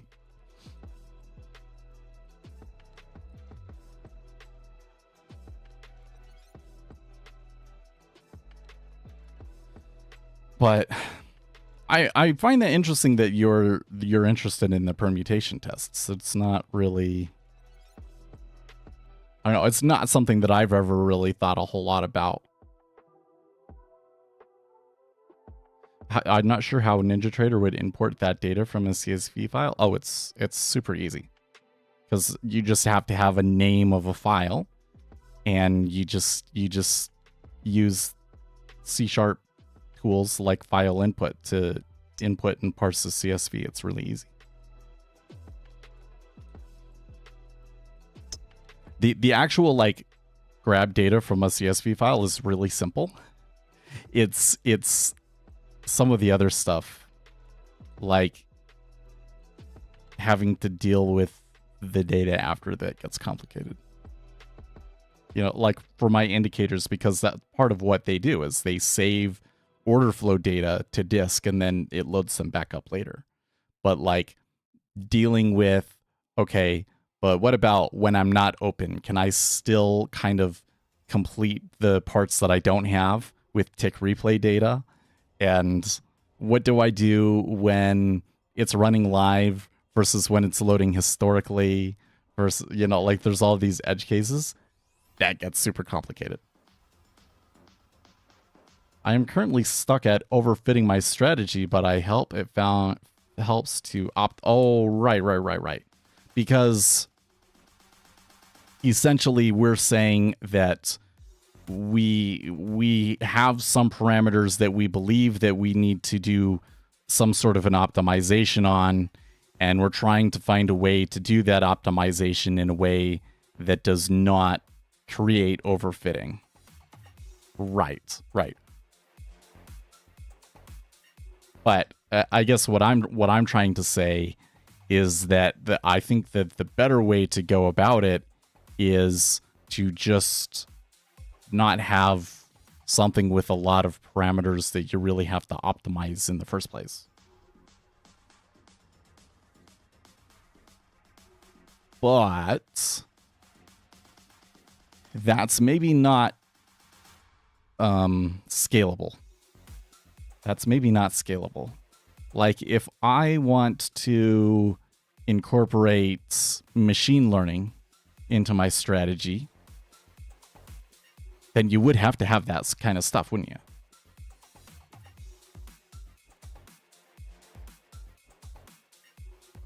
So I think that a permutation test will help to find a long-term profitable strat.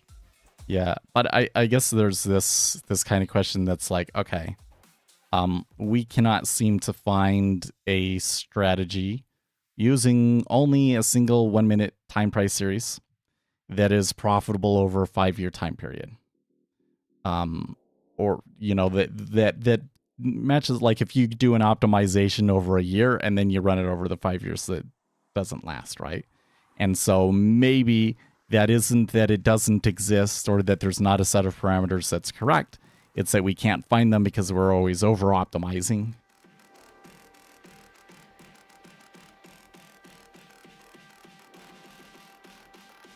If you have few input parameters, then the strategy is too easy. But you know, if there's like a real, so I think one of the things is there's this other, so completely different subject, which is like, how do I build a strategy to begin with, right? Do I say, okay, well, I think that this parameter is interesting and this parameter is interesting, and you know, I'm just going to kind of jumble it all in there and then try all of the permutations until I find something that works? Or do I say, what do I know about the market? Here is how the market behaves, and I'm going to go and create something that specifically tries to take advantage of that, right?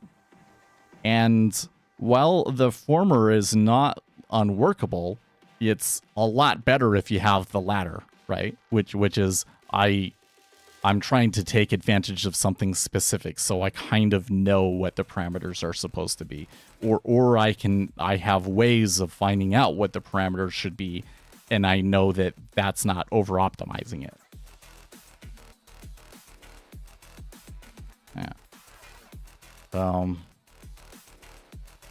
But I still think that it's kind of like an issue of like, that's where you're kind of getting beyond the NinjaTrader backtester, you know? like the best way to do those sorts of things would be using machine learning and not the optimization that we've got over here.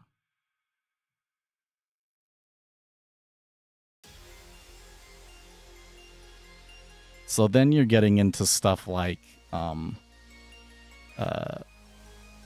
export all of the data into Python and run a machine learning model over there, and then have your strategy bar by bar go and query a separate server using a socket to get its prediction so that Python and C# can talk to each other, right? And I've actually had somebody else that was doing that, and they had problems making it work. And I haven't had time to go and try it myself. But then it's like, well, what we should do is we should have our own platform that has all of these sorts of things built in. That was built from the ground up, really designed more in mind with backtesting order flow data and machine learning type things. And then we don't have to deal with the limitations of NinjaTrader. But how long would that take? And we really have the resources to do that right now. And all that stuff.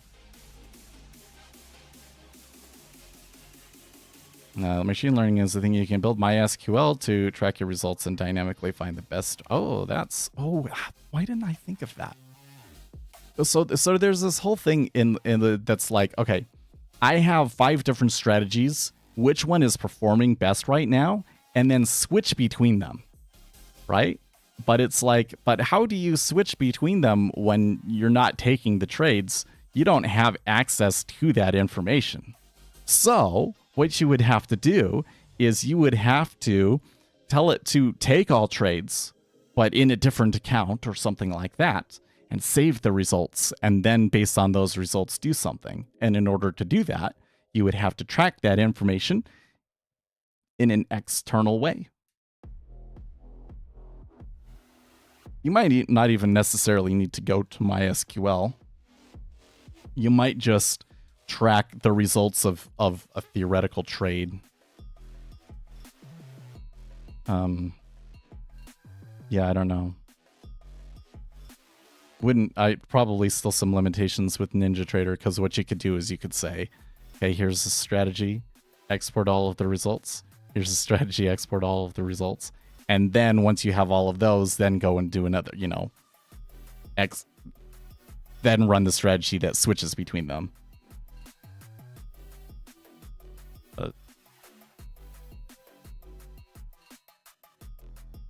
Well, I don't doubt that having SQL integration would work, but what is the advantage of doing it that way?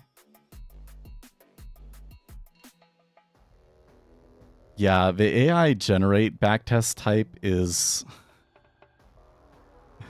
something else. I don't know if it's actually useful, to be honest with you. I've messed around with it quite a bit, and it seems to me that like this stuff that it makes is garbage.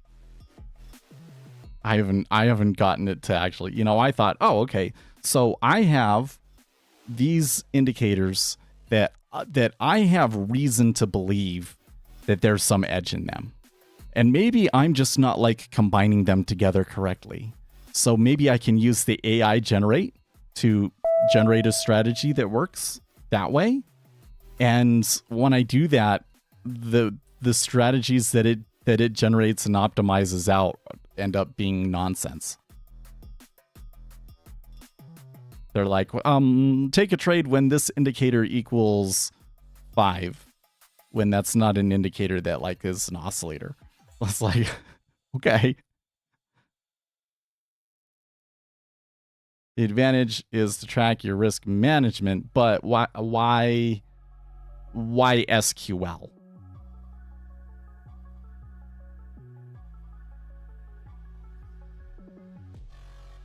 I think an AI generated strategy video.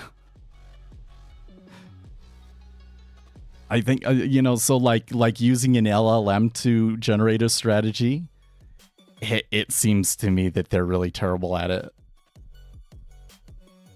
The strategies that ChatGPT comes up with are trash. Just complete trash. At least if you're trying to do it with like a Ninja Trader strategy, but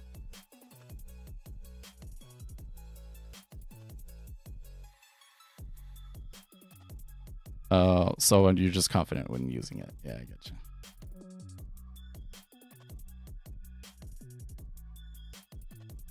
Because the reason why that's a relevant question is, okay, so if I am creating my own platform, do I really need that? I'm not sure that I do. Maybe I'm just tracking all of that information in memory, and it's just that because I have control over everything, I can kind of set that,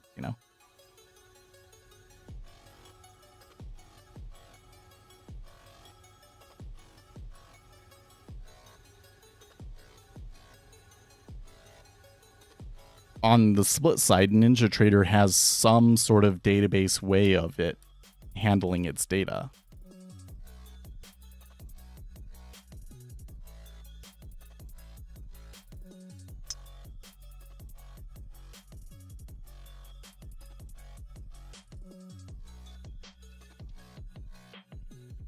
So I guess what you would have to do is like track the entry and exits.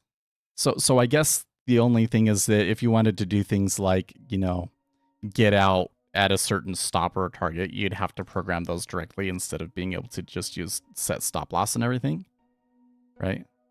But you could say instead of enter long, go and create a position in the database.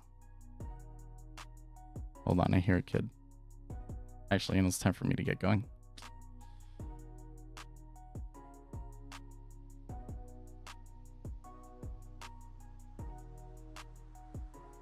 But what I could probably do is I could like create 5 strategies in Ninja Trader and backtest them all, and then create, another thing in Excel that says only include when it's doing this, do this, and it would read from those results, and that would probably work.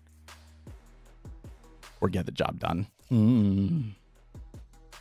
But this is something that one of the things that I have identified in my sheet. I think I have it. Like, let's come in here. Oops. Phase F platform. I think it's this one.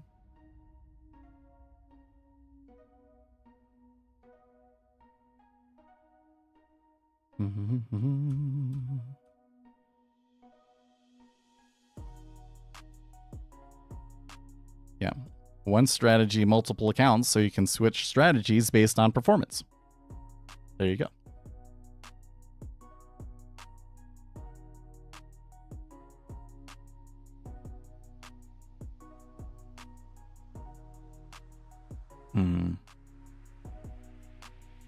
We could get to it tomorrow.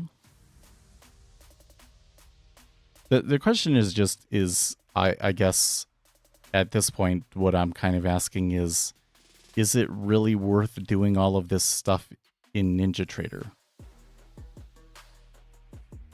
Because it's quite a bit of work anyways. I suppose it may be possible that whatever you make in NinjaTrader could be adapted to a new platform. I guess what I'm really doing is I'm trying to find some way to try and turn this into a way to help us make our own platform.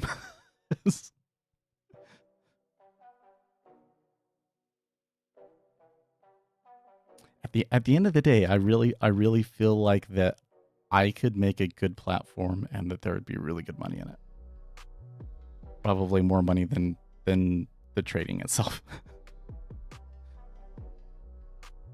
But we can do it. We'll do it tomorrow. Well, PPI tomorrow. We'll look at it. Okay. But yes, I will get going today. I'm gonna see if I can get my mom to come over so I can do the taxes, because I really need to do the taxes. But we'll see you guys tomorrow. Stay X.